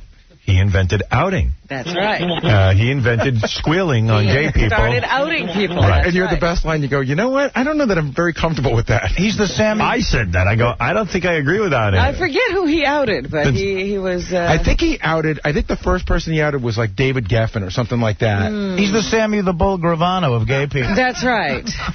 Well, then Jeremy pointed out he only outed people who were people he didn't like. No, he said he only outed famous people. Right. And I said, well, of course, because why would you out people no one knows? Who cares about Joe Blow? Yeah, Joe Blow. The gay channel's all the way in the back, right next to the Martha Stewart channel. Isn't that interesting? Yeah. We were supposed to be next to the gay channel, but it wasn't enough room for us. Yeah. I think they thought Martha's people would get along a little better with them. Are they on, like, the opposite side of the building from the NFL or something? No, NFL's right there in their little corner. It's NFL, Martha Stewart, and the gay channel. They're coexisting. Yeah, OutQ. We stopped by the NFL channel, saw John Riggins. Always. John Riggins is there perpetually. He must live there. He loves to broadcast, that guy. He's a broadcasting fool. And he's not only is he always there. Never says hello to us. That's right. Yeah, I know. Because you know what? I was there last week with some family. I was showing them around, and I could actually see the guy that was on with say, oh, that's the producer of the Howard Stern Show. And he sort of glanced over and then just turned around again. Riggins doesn't like us. Yeah, I wonder if we ever did anything to him. Now you got to go through your mental Rolodex and figure out what... Because I was working in Washington when Riggins was big. Yeah, but we weren't the one. I mean, he has the nerve not to talk to us. Didn't he sort of insult Sandra O'Connor? We looked that up yesterday. He was at a party with Sandra Day O'Connor, and he got a little tipsy, and he said to her, why don't you lighten up? Why don't you lighten up your broad or something like that? Why don't you lighten up, honey? Yeah, she's a Supreme Court justice, and he's like, hey, honey, lighten up. That's funny. Let it rip. But you know what? Do you think Riggins sees us out of the corner of his eye and blows us off, or do you think Riggins was just lost in doing his broadcast? No, I think he sees us out of the corner of his eye and blows us off, but I don't know if he blows us off because he doesn't like us. He was on the air yesterday. He was talking. It's not like...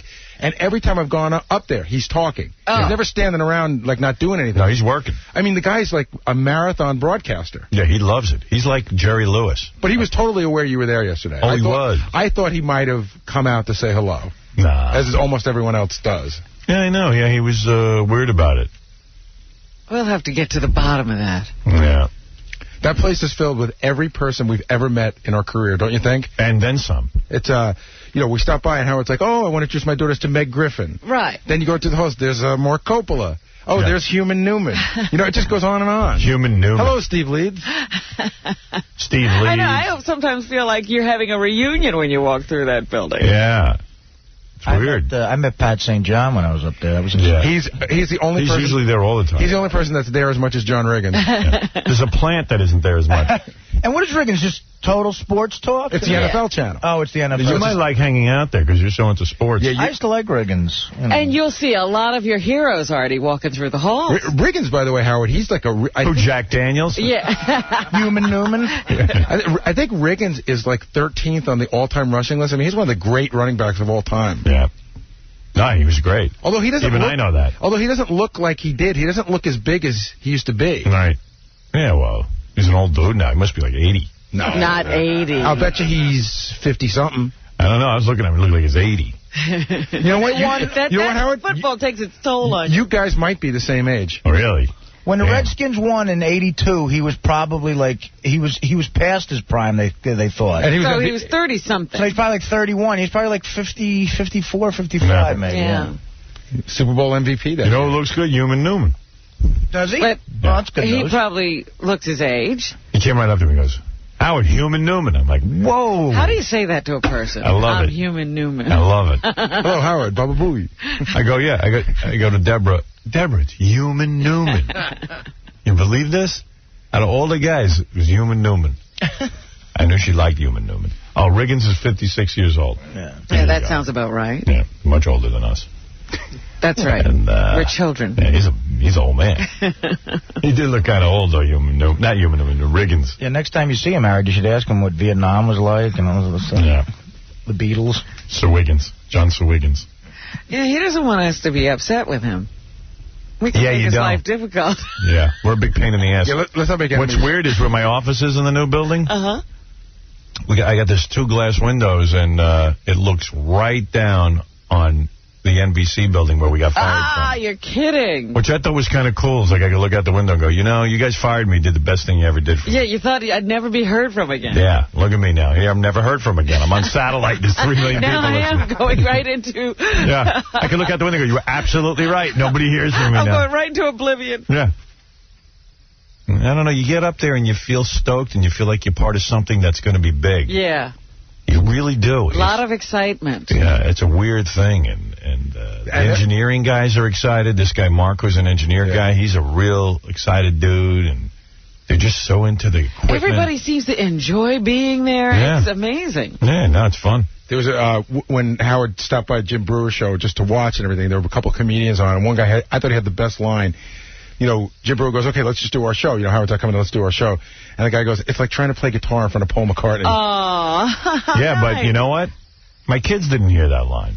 I know. They weren't listening. Too bad. It was all for nothing. It was a waste. It was a waste. I would like the kids to be impressed. I was going to go, kids, did you hear what he just said? But then But then if you say that, then it's then you're a douche. They just need to hear it. Yeah, you're supposed to quietly walk away. I believe that gentleman, and then they started paying attention when that guy called in and said he didn't want to hear about me. Right. You know, he was goofing on me. They said, Howard Stern's out there, and the guy was like, I don't want to talk about Howard Stern. I want to talk to you guys. And I was like, oh, that my daughter's here. Great. Timing is everything. Timing is everything, and I didn't seem to have it. Yeah. So I gave the girls a tour of Satellite, which Gary, fortunately, was there because I don't even know where anything is in that building. Yeah. Walked around, saw a bunch of folks. It's kind of cool. It's cool watching everybody program all the different channels. Mm-hmm. And this is cool. And I took the girls over to Nobu, the new one here in this building. That's beautiful. I just passed it yesterday. I finally got a chance to take a look at it. It's gorgeous. Yeah, I broke my no drinking rule during the week. Uh-oh. Again? Again. Artie, move over one seat. Howard's joining you at the Paxil table. You got any Paxil? Here comes the spiral. Howard's been sober for 12 hours. Yeah. What'd you drink? On a Monday, no less. Monday's really bad. Yeah, that's the beginning of the week. I don't know about you, but I don't even count. Is it? What day is it today? Today's Tuesday. Tuesday. Like you usually do. I don't know about you, but I don't count drinking some sake. Oh, alcohol. please. Yeah, that's when you're really in trouble, when you start discounting beer and wine Well, that's from what alcohol. If all I drank was beer, I didn't consider it a drinking. Right. Right. That's a true alcoholic. Right. Yeah. I don't think I really drank last night. I only drank a quart of sake. No, I just had a couple of, like, plum wine and some sake. Are you a sake guy? I don't hear you talking about it. That's what I'm saying. It didn't count. Because I know Gary loves it. It's probably some of the drunkest I've ever been is drinking sake. Yeah. You drink that stuff. He sits there and puts his pinky out. Oh, yeah, with the little bamboo cup. Dude, after I watched that on the E! Show, I felt gay watching it. A little bamboo cup. At least put it in a tumbler with some ice. Yeah. I know how to drink. Well, you don't put ice in wine. But it's sake. You can. Sake's what's a wine? It's like vodka. Somewhere in the middle. I don't know. It looks to me like you could oil your car. You could do a lot of stuff with that sake. I don't even get a buzz from the sake. You know? No. Well, 2 quarts in, you do. No. But I only had like 3 little things. That's nothing. That's hardly a drink. Just went through that one little bottle they gave you. Yeah. Well, your daughter seemed to really be impressed with the place. They really seemed to like it. What, Satellite? Yeah. Oh, they were blown out by it. Emily sent me a letter this morning, like an email, and shot me off an email and said, wow, that's really awesome. Oh, that's great. Yeah. Because, after you've seen it, you don't know if everybody else is going to be impressed with it, Like, when other people see it, what are they going to think? Yeah. Just looking around, it was just very cool. It's a very unusual experience to see 120 channels all in one room, one building. You know what's interesting? Because I've taken a bunch of people around up there, what blows people away, and your daughter said it yesterday. We went into one of the studios, and she goes, my God, everything looks brand new. Yeah. It is. Yeah, you don't see that too often. And all the equipment is digitized, It's state of the art. That's the nice thing about it. Yeah, it was pretty cool. What? First time I went over there, I, immediately left from here, and I looked at the place, and I said, what's the startup business? Right. Yeah, this place or that place? Yeah. I know, that place looks like it knows what it's doing.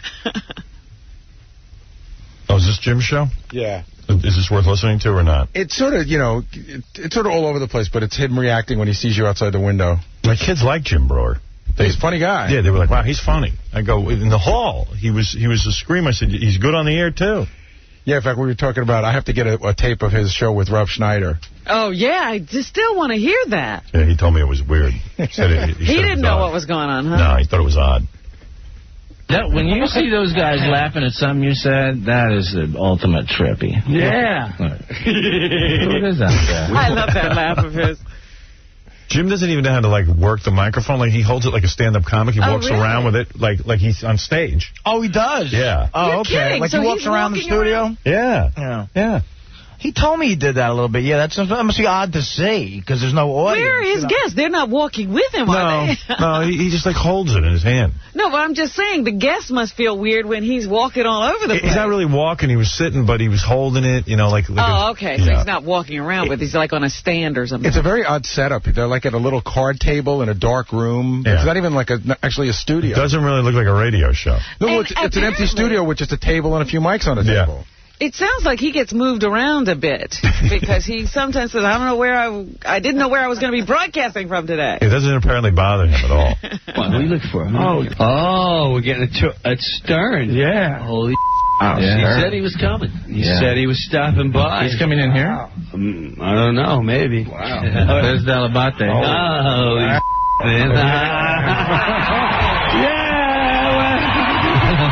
Dude, it's crazy. Wow, dude. Huge, man. They're laughing at Delabate. I know. There's Delabate. Yeah. Those guys had endless hours to kill. I don't think there's any commercials or anything. No. Hey, there's Delabate. I said to Howard, I don't think I've ever seen a performer less stressed out than Jim Brewer. Really? He's in flip-flops and shorts, and he comes out, he's like, dude, you got a couple of minutes, but we'll be back. I'll see you later. No stress at all. Yeah, you can't, I think he just stopped the show for a few minutes, came out and said hello. Really? Yeah. Thanks, man. Come in here. I don't think... How are you?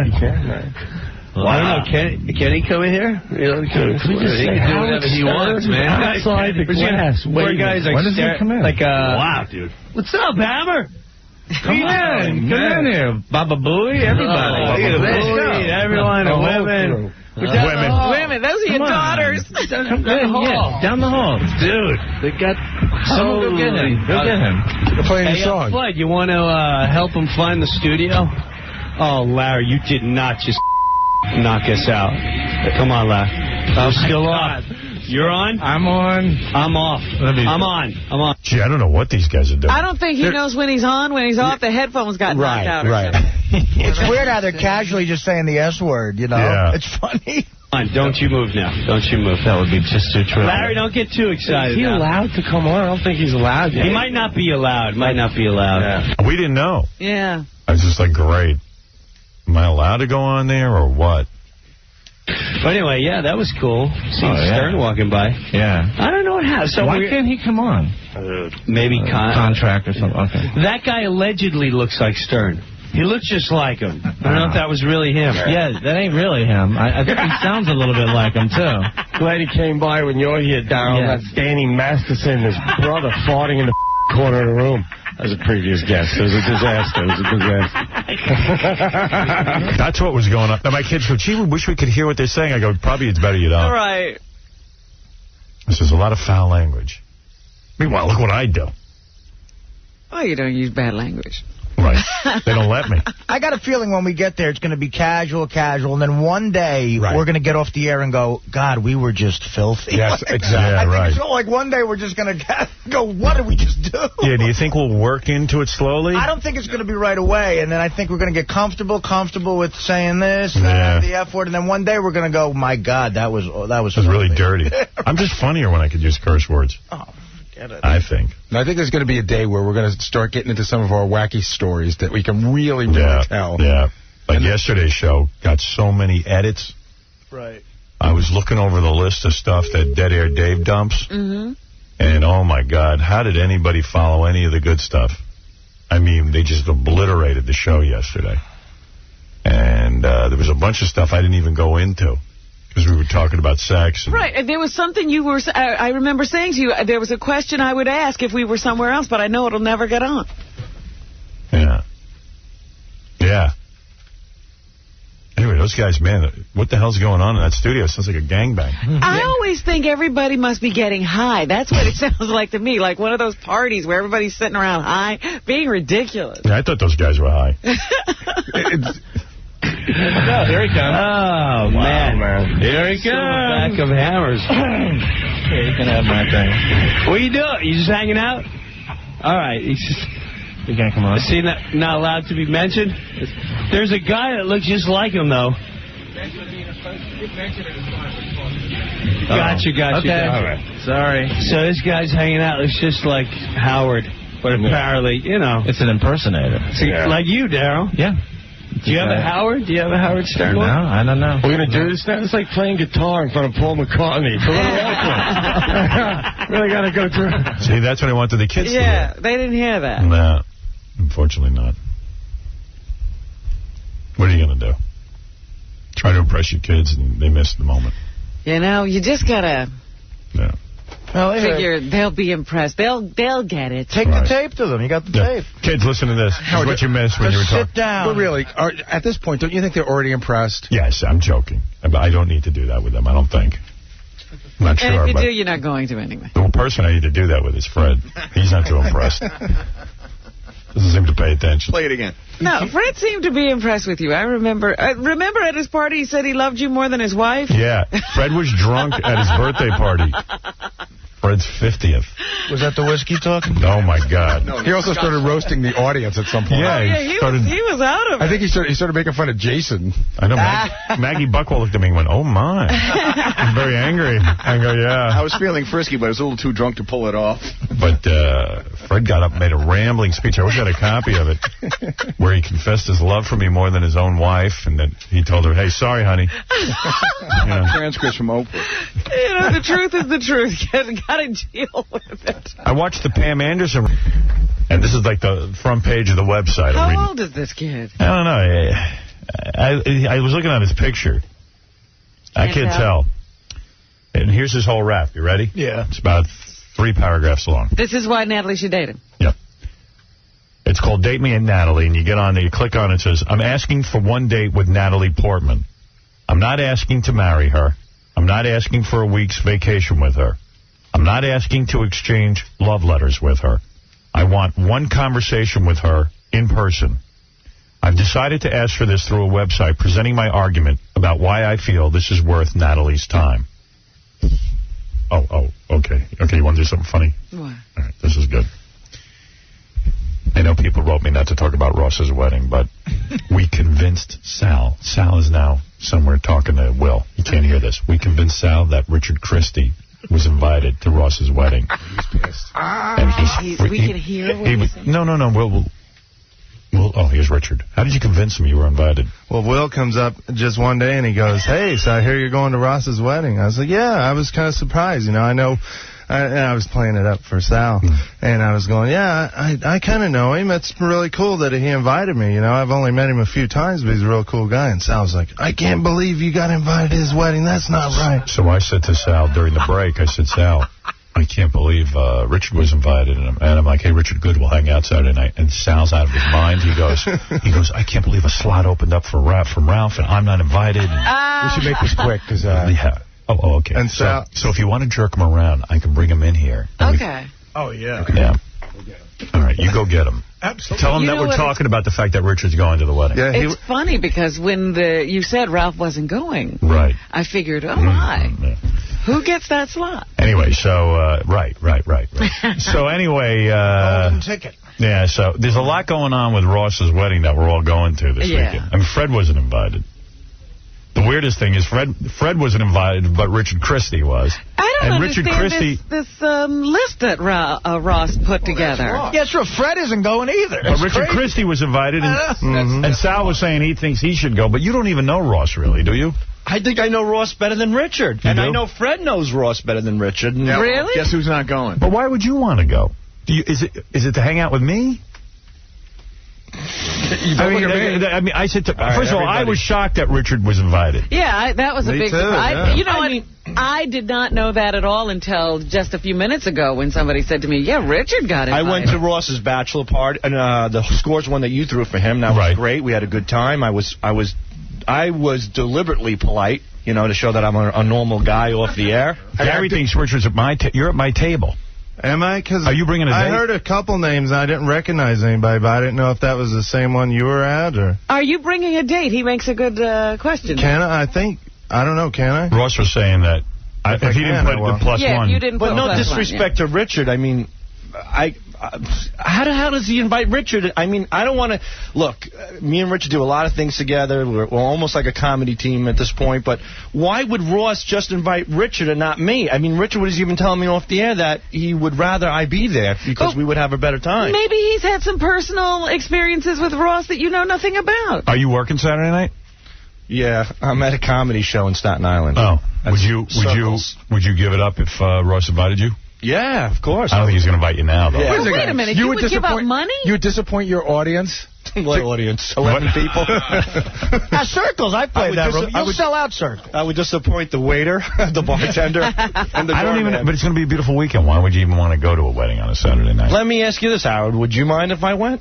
Well, I don't mind. It's not his wedding. I'm not inviting you. Yeah. It's not up to me. Can he be your date, Howard? His wedding. Yeah, leave Beth home. What do you mean, would I mind if you went? Absolutely not. It's not up there. I would love Ross is inviting a bunch of people. Howard has no idea. I'm going to hang out with Richard and get drunk. You might as well be there. Buddy, we are going to friggin' bond. I can't wait, man. It's going to be a blast. See these son of a bitches, what they do to me, Robin? I'm not doing anything. Well, I know I wish you were coming. Hurt Sal. I think I know why Ross didn't invite me. Why? Because when I first started working here, I used to analyze your friends. And I said, you hang out with pompous, arrogant guys. And I threw Ross into the mix. Right. And I know he had to say to you off there, who the F is this idiot to talk that way about? Never said a word. And I have to say now... Well, he certainly fixed him now, didn't he? He invited Richard. He got me because it hurts. Sal wants to go to hang out with me. And you know what? That's what I think he realized. You're right. Like, you don't care about Ross and Melissa getting married. You care about hanging out with Howard, right? But nobody does. Because Sal went to a wedding last weekend. Did you want to go to that one? Or? No. Here's the funny thing. I was at a wedding last week. I'm at the bar, and these guys come up to me. They go, "Where's Richard Christie?" I mean, we're at a wedding. I had a thought that we could do something fun. What? Because I know Ross really respects your drumming. Yeah. He has a band coming. You drum, I'll sing, If Sal was coming, he could play bass, but he ain't coming. He's not going to be there. Have an impromptu losers jam. We'll do a losers jam after we're loaded. I'll do tambourine. Well, Fred's not there, the guitarist for the losers. Yeah. But Artie can get up Artie and sing. Can play the I'll gong. sing. I'll do a little AC/DC. I'll do AC/DC, yeah. If you were going to be great. And I would have I'll you play kill bass. myself in the parking lot. And that's what I'll do. But why? Why kill yourself? What's the big deal? Wait, hold on. You admittedly, you don't know him that well. So if you're not invited, what's the big deal? It hurts. But why does it hurt? Because I feel like don't know this I'm guy. trying to... Wait, he's trying to explain why it hurts. Let him explain. Gary, let him explain. You know, I'm trying to be part of the family, you know. I want to... Yeah, and that's it. And I'm out. I'm always outed at this crap. But you're not in Ross's family. But this is you guys are... This is a family that Ross is bringing in. Fred's not coming. Fred's not coming. You and Fred could get Fred together. is from a different planet. I mean, you know. Because you're not invited, you can attack. But Fred, I don't understand. I think it's disgusting. I love how you think that you'd even be ahead of me in getting invited. No, I don't. I don't think that at all. But I'm shocked that he didn't invite Fred. You know, but... So why don't you just forget about yourself for a moment and say, I can't believe Richard Christie's going and Fred's not. I can't believe it. I can't believe it either. I mean, if I was allowed to bring somebody, I would definitely bring you, but Oh, my God. He would be your date? Bring him as a date. Why don't you bring him? Seriously. You think, well, I'll talk to Ross and see. But if Richard wasn't going, why would you wouldn't care then, would you?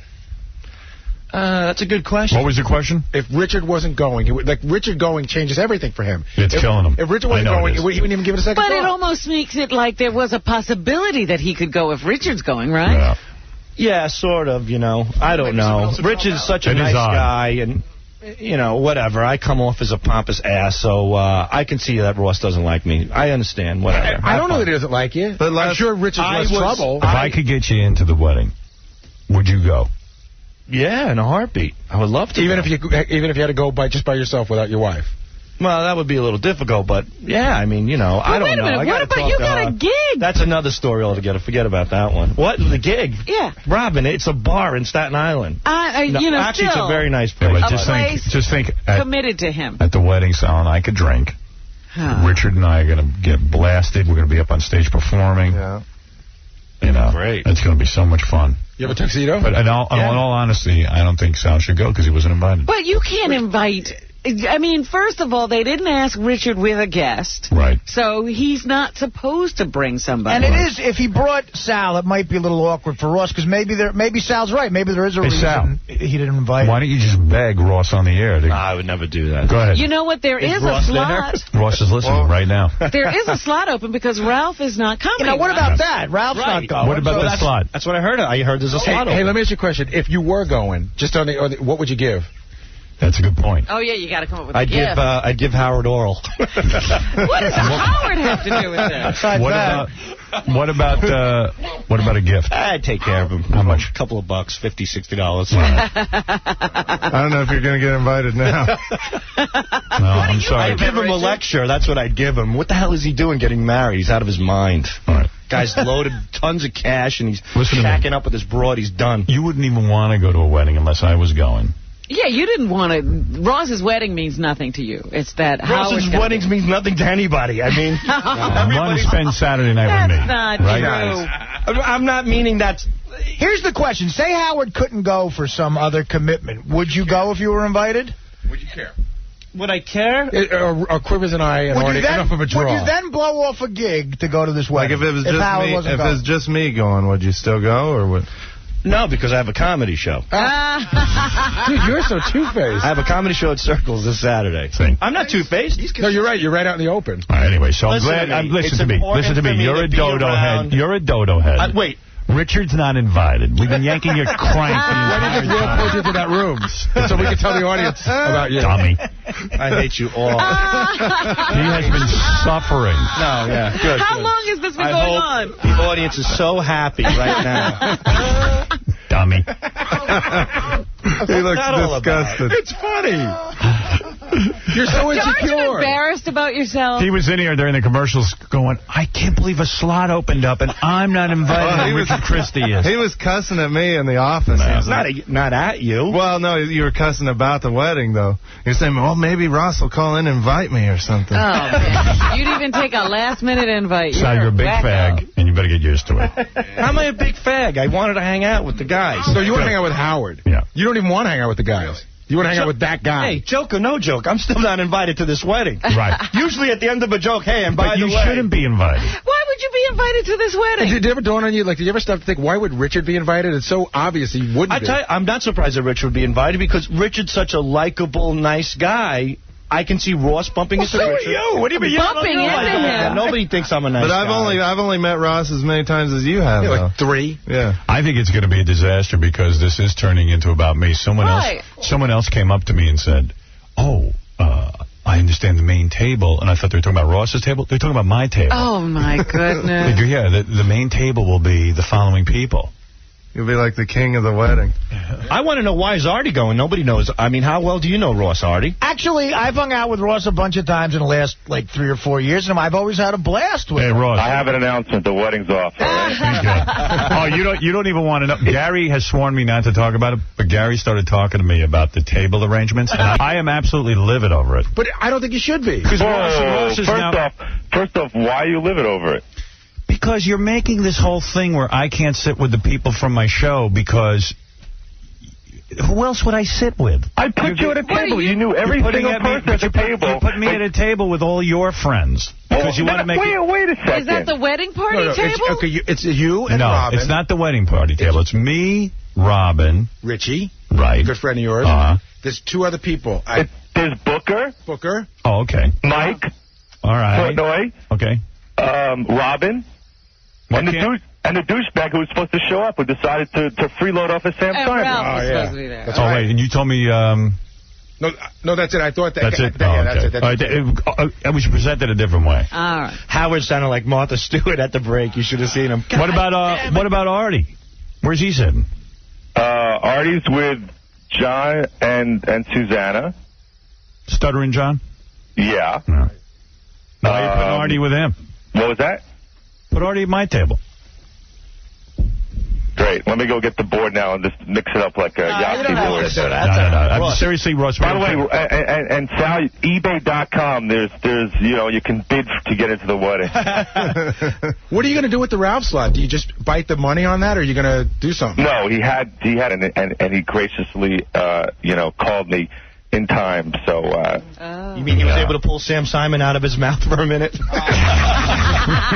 While he was in between his ride down PCH and his Bentley. Yeah. Oh, my God. He's right. I'm telling you, he's like a captain. You don't even know what's going on. I don't want to know because it would kill me. Our friend Richie was out in California, so he went over to see Ralph staying at Sam Simon's. And he said that Ralph walks around like a married woman. And like, this is where we're putting our guest house. This is where we're... This is my food that the servant leaves for me. And this is my servant. And he drives around in a Bentley. Yeah. I got to tell you, he was so stressed. He called me. His biggest dilemma the other day was calling me, while he was driving the Bentley, going, I'm trying to get a ticket back to New York, but then back to L.A. again. I'm like, don't be mad. I go, I don't care what you do. Just tell me what don't leave me hanging. But he's having the time of his life. Because it costs money, right? Sam's got to buy him a ticket to New York, a ticket back to L.A., and give him money for your gift. It's expensive for Sam. He's a sugar daddy. Ralph's got a sugar daddy. Yeah. He's totally hooked up. This is not his first one, as far as I'm concerned. In fact, he dumped Stamos. That's what I'm saying. Stamos used to be. He dumped him. He did, because Stamos is happy. Because Stamos doesn't really give him the lifestyle he wants. Because Stamos likes vagina, that's why.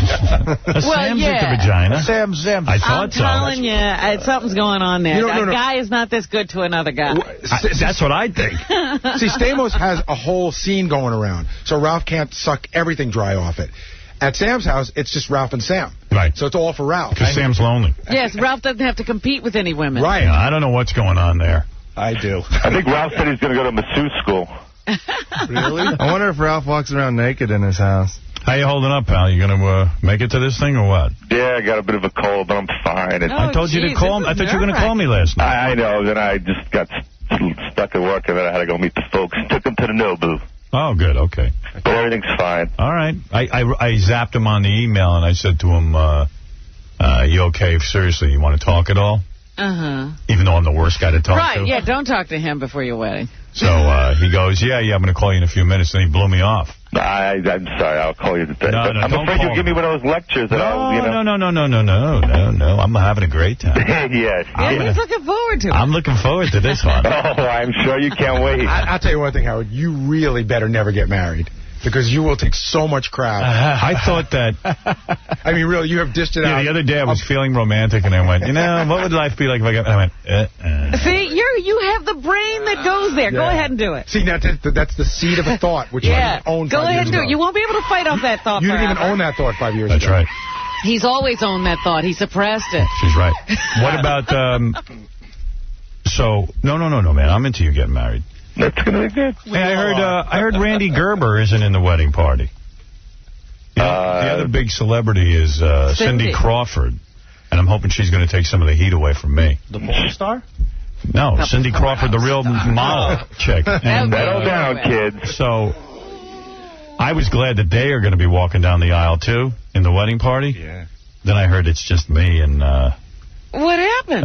Beth and... I'm going to hire some impersonators to walk down, so, you know. Are they not coming at all? Of course they're coming, but... He's not in the wedding party. I forgot that because he came to the bachelor party. I forgot that he wasn't in the wedding party. I thought he's a better friend to you than I am. That is correct now. Come on. Everybody's my friend. All right, good luck, man. No one wants me talking about your wedding. I can't wait for this to be over. Now look at your friends. They're ranking themselves. Yeah. Oh, we did that already. Yeah, they did. We ranked each other because what happened was, this is a funny story. Oh, yeah? He, Russ has two best men because he couldn't decide. His buddy Mike, his buddy Yogi. So he went to our other buddy Ross, and he said, listen, it was very close. You know, it was very, you were really my next choice. So Ross calls me up, the other Ross calls me up, he goes, hey, guess what? I'm number 3. So then we all ranked each other. I think I'm 5, Booker 6. We're not sure where you are. Sounds like you're 14 because you didn't come to the bachelor party. Right. It sounds like the Bachelor for queers or something. He's handing out roses. You're the queers. Yeah. Thanks. All right. Yeah, sounds like, where am I? You always said Beth doesn't care about marriage, but if you proposed to her, would she say yes? I don't know. I believe she would. In a heartbeat. But she'd say yes, of course. But she doesn't. It's not a burning passion of hers to be married. Let me tell you something. This wedding is going to burn her. I was going to say, does this bring difficulty, this wedding? Crush her. Women love to see that. Well, certain women, and I'm not going to mention any names, have said to her, don't worry, you're next. and so probably somebody's going to aim a bouquet at her. I know. They have that bouquet throwing ceremony. That'd be funny. Yeah, which makes life easy. See, Dana Short, she doesn't have a shot at that bouquet. Yeah, good. You're lucky. That's right. You hold her up, Artie. Put her on your shoulders. I ain't holding anyone up. But I don't think she needs, she's never said to me, I need to be married. No, but you know what? There's a weird thing that happens when you go to a wedding. There's a wave, you sort of women get swept up in a mood. There is a magic that goes on, and they start to get... Well, trust me, Ross's wedding will have no magic. Hey. Hopefully. He's going to be there. Hey, Artie, do you need the 86 vintage Jack there or not? Yeah, I'll be fine with a Pellegrino. Yeah. Or a Coca-Cola. Glass of Jack. Yeah, right. Russ, it'll be fun. I'm looking forward to it, man. I hope you can. It'll be fun. Relax. Yeah, we hope you can enjoy it. Yeah. All right. Hey, we got to go. All right, later, guys. Later. I'll enjoy it. Poor Artie. How does anybody in their right mind get married these days? I'll never understand it. Romantic Sal over there. That's all married men say that. What were you thinking when you got married? I must have been on ecstasy or something. How old were you when you got married, Sal? 26. No. Nobody sat you down and had a... Yeah, my wife. I said, let's do this. See, after listening to this show, I'll never get married. Oh, just from the horror how are you even going to get close to getting married? You have to have sort of woman to marry her. Me and my computer. Are you, totally miserable? She's a good mom, and... That's not the question. How are you? You didn't marry a mom. No, I'm happy, but I got to live with this broad, you know? Can I say something funny about Sal? Can I say something funny about her? Tonight, you know what Sal's doing tonight, which I am shocked at? What? What am I doing? The interns are having a party in their apartment. Right. Sal's going. married guys don't go to intern parties. End of sentence. He's in love with the interns. When the interns look like this, they don't go. Are you really going to an intern party? Nah, what are you, nuts? He's mentoring. I would never go to an intern party, honey. In case you're listening. He hadn't said that he was going to look in through the window. Well, he said he was thinking about going. I guess no. I'm thinking about going. He was working late tonight. So, one of the interns hates Sal. One of the hot chick interns. Which one? Claudia? Kelly. Oh, Kelly. Kelly, to me, Kelly should have won the intern beauty Yeah, I heard you pageant. say that. She's hot. I really do feel They're all that way. hot. But Kelly's mad because Sal gave her a 4. And took her out of the running. Like she could have won. Here's Kelly. First of all, for my money, Kelly, if it makes you feel any better, totally I thought about it. You should have won the intern beauty Listen, pageant. Howard, you have some control in this. How? It's over. Nah, it's done. I know, it's over. He It's done. appointed the judges. That was his control. She feels like Sal took $5,000 out of her pocket. Yeah, 5, not even 1, you know. All right, what place did you go? You gave her 4th, that's right. 4th. So she only got $500 and an MP3 player instead of the. Why did you do that to her, Sal? I was a judge. I didn't do anything. I know why. Why? Because he's in love with It's for you. your ratings, quote unquote. No, it's because he's in love with you. He said ratings. It's because he's in love with you, and you won't have sex. I'm grossed out. It's like guys in high school that pick on the girls they like. Absolutely. Yeah. How old are you, Sal? Why? How old are you? He's 36. 36. You act like you're like 12 and a half. Like, not even. You're like a child. That's it's why I'm disgusting. You know what it's about? Seriously? What? Sal wants you so bad. Right. I mean, I'm being honest with You you. probably ignored him. He probably ignored him. No, we're like friends, too. No, but he probably thinks he's all angry. You're a hot chick. I mean, there's no way. Hands down, you should have won that interview. Thanks, Howard. Hands down. You No certainly question. didn't deserve a 4. And the 4 is so obvious. Yeah, but he's pissed. Right, I'm sorry. yeah. He's pissed. You're every chick who ever rejected him, and now he's pissed. I'm sorry about the 4. Now let's hear the truth from you, though. I got a question for Sal. You're dating Nico. Okay, you gave her a 4, right? How come you didn't give any of the other girls a score below 8? 8s and 9s. What All is right, that? Here we go. You want to know? Yeah, I want to know. There was 3 parts of the program here. You had to sing a song, which I gave you a 5 on. Your looks, I gave you a 7 on. A 7? Yeah. You think she's a 7? Yeah. Well, He is so 7's silly. nice. 7's a nice number. You think she's the 4th best looking girl in that group? Is what you're saying? Yeah. So I gave her a 7, and then I gave her personality about a 2. So do the math. It's a 4. You think she's the 4th best looking chick in that group? Yeah. Oh, you're lying. You kill me. I think they're all beautiful. I think Kelly is beautiful. Well, why is her personality a 2? Right. Yeah. Because she really carries herself as somebody who is better than everybody else. Oh, my God. Let's start, Sal. Okay, I have a good story. Let's hear the story. Wait, hold on. Wait a minute. Wait, I just want to say something. Which is fine. You're very, very confident, but it comes off a little arrogant. I am totally arrogant, 100%. I'm not even going to pretend. You come off stuck up. You definitely come off as a girl who knows. Listen, no matter what I gave you, that $2,500, for the rest of your life, you're going to be taken care of. You already had won. Oh. You were won the second you shot out of your mother's uterus. Believe me. You are. See, that's why he gave You're bitter, so you're angry That's about not fair. You're like a bitter old man. It is fair. It is fair. You know what? She's a pretty girl, so you're mad at her. I'm not mad at her at all. I just said she's a pretty girl. I said personality was a 2. The 4th pretty girl. You know what? There's so many guys. Tell me your story. Here's my story about Sal. The other day, this is why Sal thinks I have an issue with, taking, what did you say, taking instruction. When we get phone calls, if someone calls for Sal, I'm like, oh, Sal, you have a phone call for you. If he walks in to our back office, Kelly, I'm never here. Never tell anyone I'm here. They're doing nothing. That's so untrue. So I'm like, all right, Sal, you sure you don't want this call? It's so-and-so. He's like, oh, okay, I'll take that one. I'm like, oh, okay, you'll take that one. And then Sal gets calls? Like, it was Kamal the jerky boy. From weirdos. From Kamal? From Kamal the jerky boy. And he yells at me like a diva. I don't yell at you. You totally did. And then you know what, Kelly, you have trouble taking direction. what, I'm like, Kelly? I don't take Look at direction me. from people who Kelly, you are know you. what? This is radio. Get used to it. Today I just got called a fag for the 1,000th time in a year. Well, that's because what you are. All right, that's fine. But you know what? You don't see me crying around the hallways. I'm not crying. Do you think Sal will... There you go. There's 1,001. Do you think Sal's attracted to you? I have no idea. I don't get him. Like, what do you do here? What's your job? Certainly not you. Well, that wasn't my question. What do you do here for Howard Stern? I don't do anything. He writes comedy, you do song parodies, you do prank phone calls, but yet you still run around in a purple thong as... That's part of the comedy of the show. That's part of it? You're furthering your career as a... She wants to know why she got to fall. Listen to this, bro. No, I don't. Maybe he's got a little bit of a point there, Kelly. Kelly, man, yeah, you're I just take way offense too to that. I uptight. love walking around in thongs, too. Kelly. Oh, I like you, Richard. You're funny. Kelly, the thing is, you're just way uptight. It's cool. Just relax. Everything was cool, but... You have this attitude like you're better than everybody. Do you think Sal shaves his chest? He's a Guido with a gold chain. All right, so now you're putting down Italians.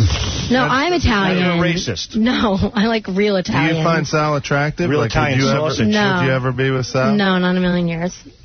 Like if With he was F, marry, nicer kill, like we said that we would probably F you. We'd kill Sal, definitely. I can't wait till you get married and your ass blows up like a school bus. I can't wait either. I don't think that's going to happen with her. I can't wait. Wow. So a lot of bad feelings I after have no problem with incident. Kelly. She's bitter. Leave it at that. What are you going to do? Another pain in the ass broad. You have no problem. You just delineated a lot of problems. I did. She's the one who's uptight. Do you think Sal should get divorced? Why not? I don't understand. Like, you're an embarrassment to your children. What are you doing? Like, you run around. He shouldn't even see his children. Yeah, like, what are you doing? I don't understand. Like, your poor wife.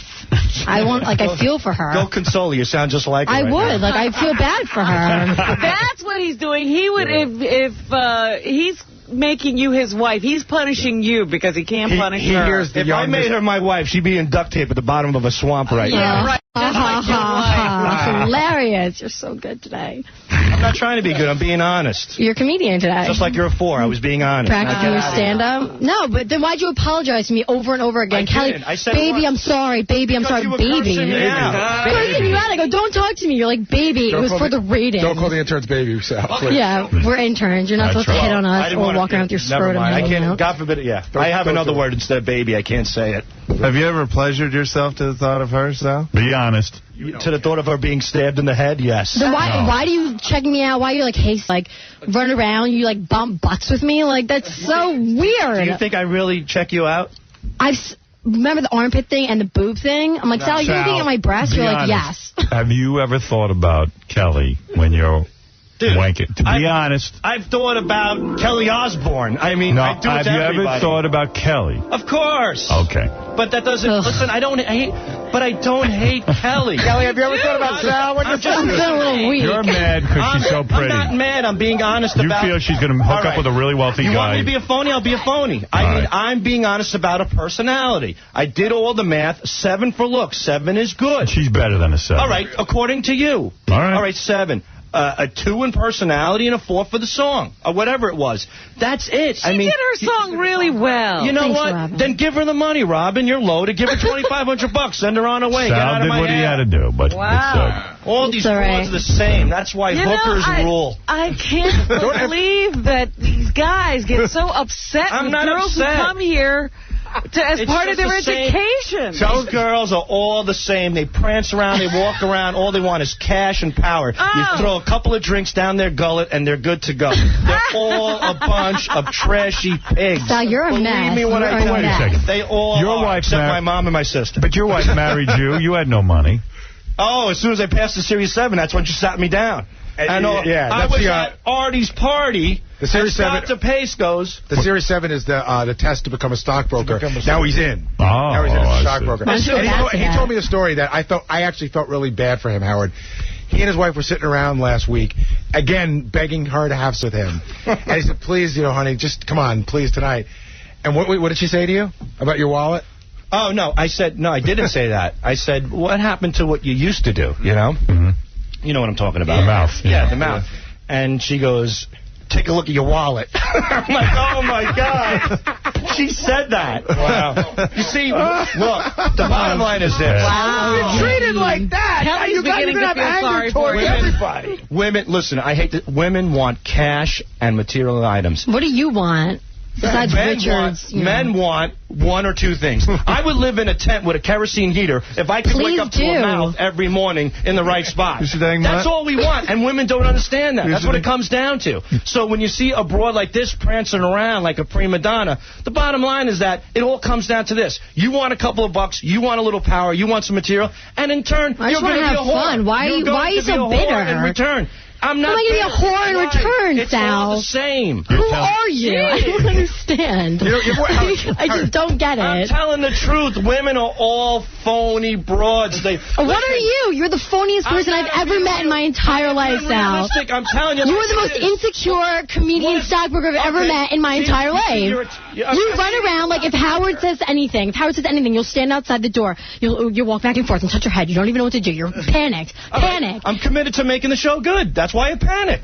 You talk like you're the most secure person. Like, you don't know anything. What security have to do with this, you dumbass? This has nothing to do with security. That's no way to have a conversation with a lady. Wait a minute. She's not a lady. Hold on. Too a lady. She's an intern. Remember that. What does me being insecure, I'm a human being, have to do with anything about relationships? Broads want cash. Guys want ass. Get it through your thick skull. You're a pig. You're just a pig. Like, that's what you are. Do you really so is think everybody. all guys want is... Dude, you don't think why are you with Beth Ostrowski? Because she looks like Rosie O'Donnell? Dude, she's a piece of ass. She's also not a lesbian. Wait a second, let me say something.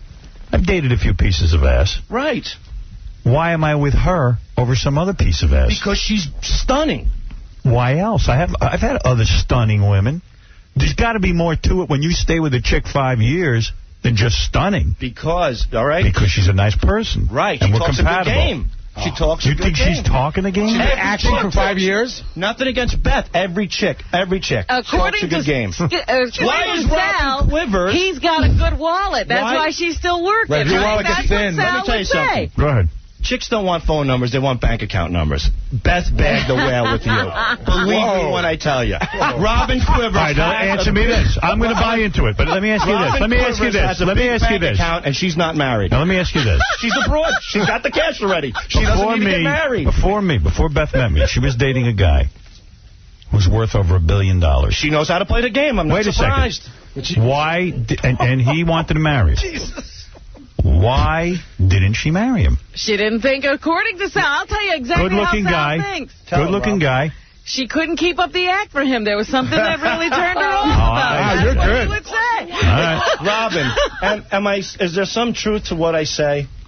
Are you a filthy whore, Robin? To you, it makes sense to you.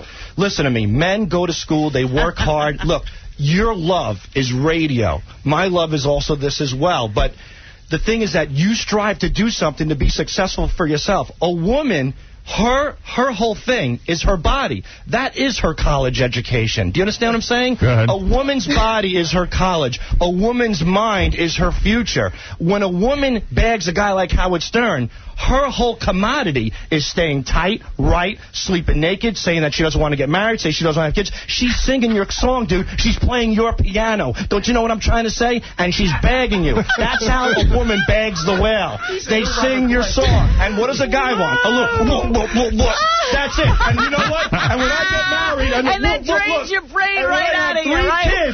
I have 3 kids, a mortgage, a car, a pain in the ass that tells me to take off my shoes when I get in the house, and I don't get blah, blah, blah, blah. I'm ready to kill myself and give girls like Kelly a 4. So get divorced. Why are you wasting her time? Right. Because I love my wife. If you're so bitter, you think we're whores, whatever, then why are you still married? Then get rid of her, make some more money, save your... That's what you said. All women are that. You're saying... You're saying all women. She doesn't do whorish things. Is your wife I do. My wife is guaranteed not a whore. I wish she was. If she was, I'd be the happiest guy in the world. You're making no sense now. I am making sense. The point that I'm trying to make... You're saying all women are whores except your wife. No, all women are whores. Well, she stopped being one, is what all women are whores until they get married, until they bag the whale. So then they're still whores. No, they whore you in, and then they're done. They put their luggage down, their asses blow up, and they start treating you like their mothers. I'm really mad Sal's not going to the wedding. Because he loves marriage. He loves marriage, yeah. My wife's a great mom. She's a beautiful lady. And you haven't said anything about her that you like regarding you. It's about She's me. She's a great mother, and she looks good. But what do you guys have in common? What are the 3 greatest qualities about your wife that have... Didn't your wife tell you no oral because your wallet was too small? Is your wife a whore? My wife's not a whore, and she... she's an absolute prostitute. You got no money, you get no play. She's a call girl. Right. The thing is this. You're calling all women. Just take a gun and shoot me. I understand all the interns have a problem. A lot of the interns have a problem with you. That's fine. Let them all have a problem. Everybody has a problem. We're all whores. We all have problems. That's fine. I don't care. Let them all have a problem. If you have a problem, come in. You know what? Every intern came up to me after this pageant and said they're glad I gave Kelly a 4. How about that? I'm glad you did, too. No, I'm Makes for great radio. I'm talking about the interns, Kelly. I'm not talking about you. But I'm glad, too. Oh, we got a few of them in here, Sal. Apparently a few more people have problems. Who wants to chime in next? Hey, Sal. Uh-oh. He looks at Sal's actually very sweet to me, I have to say, but... You're a whore. But? No. Apparently so. About what? Sal. Thanks, Kelly. Sal, I mean, I think maybe you shouldn't have given Kelly a 4, but you had to go with what you wanted to do. I guess, I mean, what do you think, Kelly? Like... Well, we obviously know what I think. We already heard what she thinks. You want to say anything, Claudia? I wasn't going to say anything before. I was actually kind of upset, you know. I love Sal, but these things I'm hearing back there, what is going on? I'm not talking about you. He's angry. You're saying women in general? Every other woman in the world. He's angry. You should be shot for that. You are a horrible person. Take me out of my misery. That is it. We're done. All right. Anyway, listen, it's been a while. We have to take a break. You know, that's just the way it is. By the way, all our beautiful interns are leaving today. This is their last day. Ashley's last day is today. It's my last day. But, Sal, I have to say I was very disappointed because I've always thought you were a great person. And what the F did I do? I was really surprised to hear some of the stuff when I was back there because I didn't think you were like that. I mean, I'm sure... You're getting whacked. Yeah. Can I ask Sal a question? Crazy. I got a question for Sal. So what's the process now? Like, do you go home and hope your wife didn't hear the show? What's do you go in home here? Do you go home and tell her a lie? Do you tell her this is a joke? What's the lie? If you walk in the door and What's the lie? I'm talking about women and men. What's the lie? A woman wants to beg a guy with a lot of cash, and that's it. And if your wife says to you, Sal, is that me? What do you say? To her, without anybody around, I say, of course not. But Sal. But how do you explain like my first marriage? I had no cash.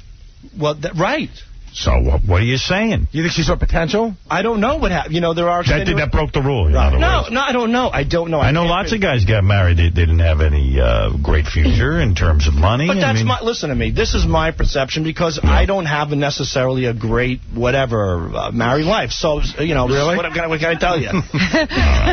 You're willing to say about Sal so they look like his wife. Perception. Yes, Tom Chiusano wants I just want to point one thing out. Yes, Tom. That even if Sal had given Kelly an 8, that Deandra, who was a very popular winner around the office, a very, very popular winner, would have been tied or maybe even still won by a point. She deserved it more than anyone. That was our... That's not the point. A 4 is a slap in the face. He's a judge, and he's allowed to give whatever he wants. As Kelly said, though, he knocked her all the way out of the running. A 4 says there's no way you're going to win this contest. Right. All right, listen.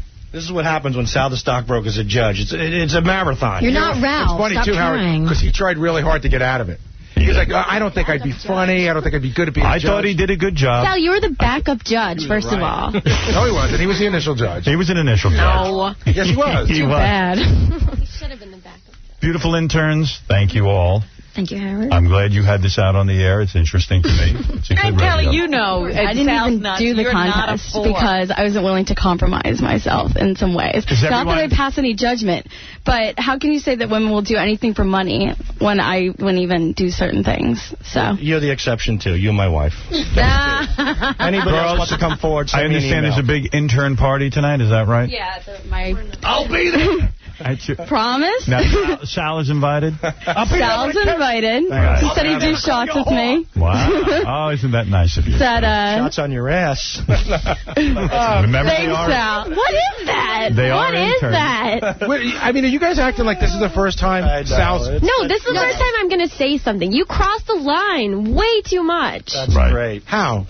Just that, I mean, you're not going to go to an intern party. Look at you, he's laughing. I can't stand it. I'm going to leave. I have to leave. Oh, these girls are so easy. Well, girls, have a good time at the intern party. I think it'll be fun.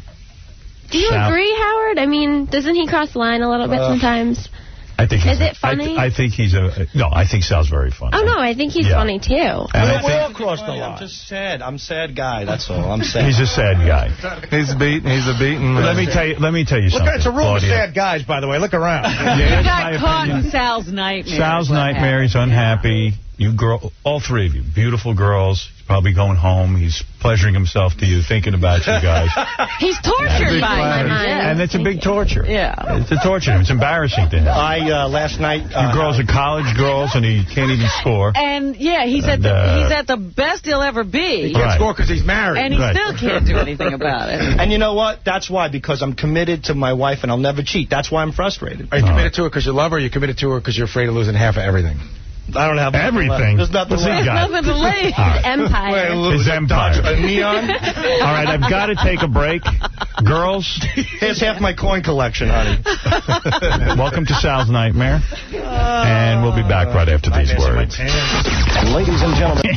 I must have been about 20 years old. Me and my buddies went to see some cover band at CBGB's, and they played that tune. And I remember just getting on a stage and jumping into the crowd, like stage diving. This had to be like the mid-'80s or something. Some chicks did a good version of I Want You to Want Me. Oh, yeah? A girl band? Girl band. They were pretty good. The Whores, yeah. They're all whores! They're whores! Looking for their whale. It's a mess back there. The interns were yelling at Sal. Yeah, Sal started crying. Sal started crying? Yeah. No! Get out of here! Sal, come on. They made Sal cry.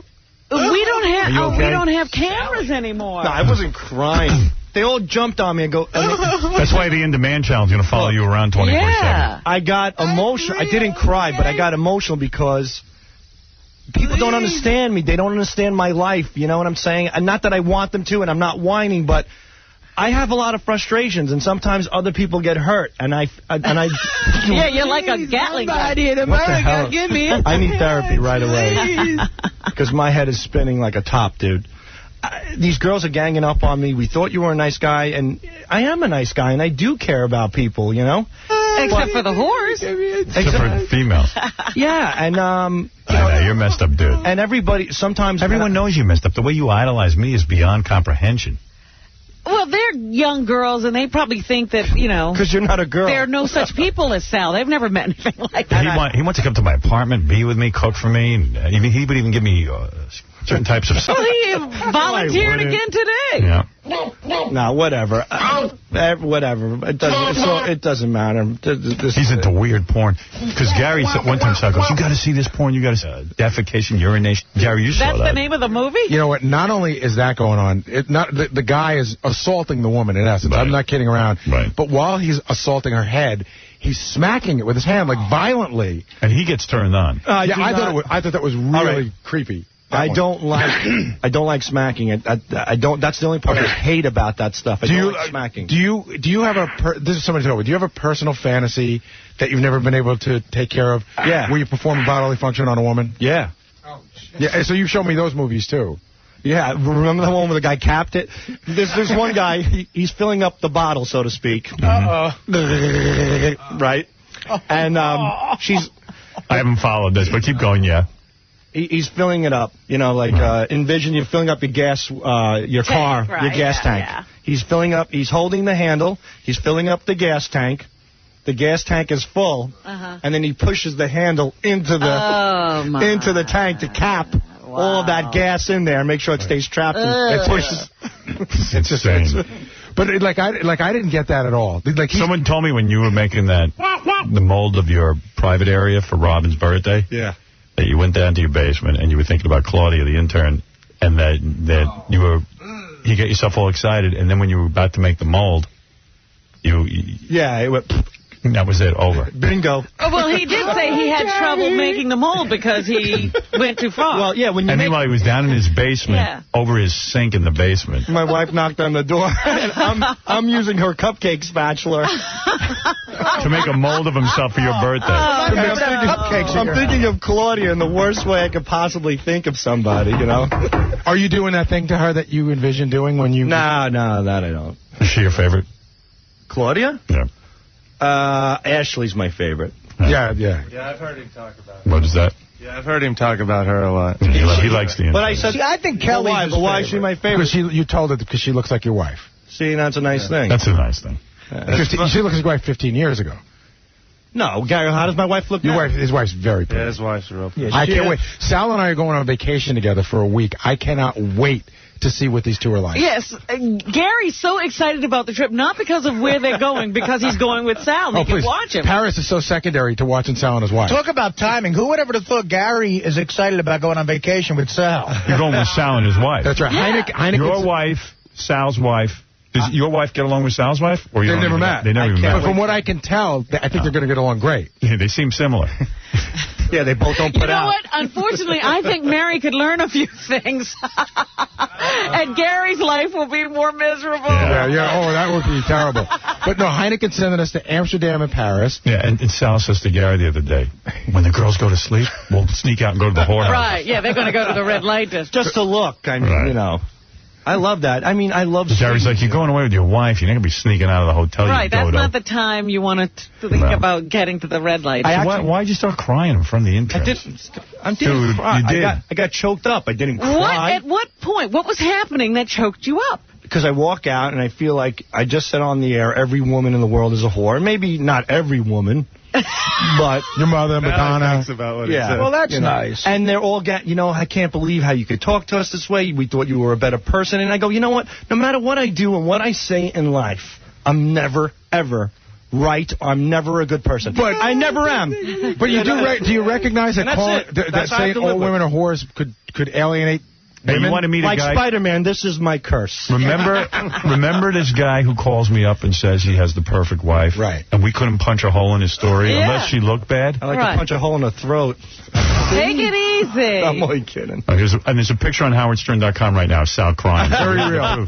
So there were tears. Yeah, there were. There it is. No, when you get choked up, my eyes got watery. You cried. That's called crying. Look, there. Oh, I didn't cry. Not crying. It's on howardstern.com, an exclusive. It's not. No, you cried. You just didn't weep.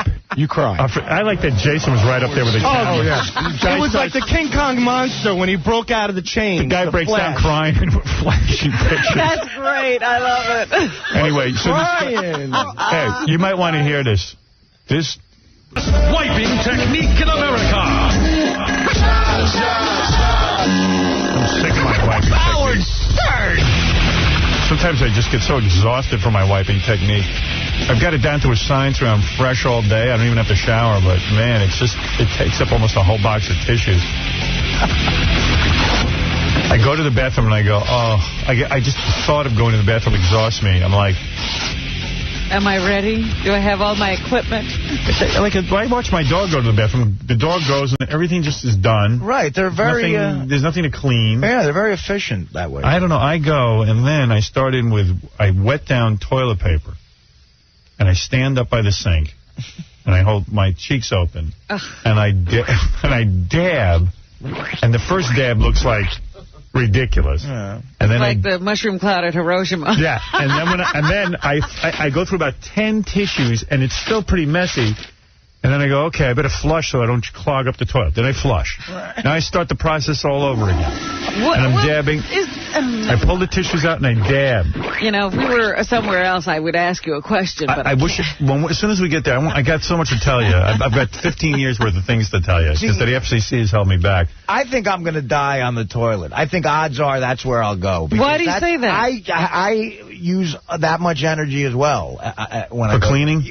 Yeah. Everything I think, like, it's getting harder and harder to go as I get older. I haven't eaten right. And then you can't clean right. Yeah, I think I'll have a heart attack, like Elvis on the bowl, I think. And sometimes I lie to Beth. I'll go, I'm just going to go pee. Because I figure I can get everything wrapped up quick and she doesn't have to know.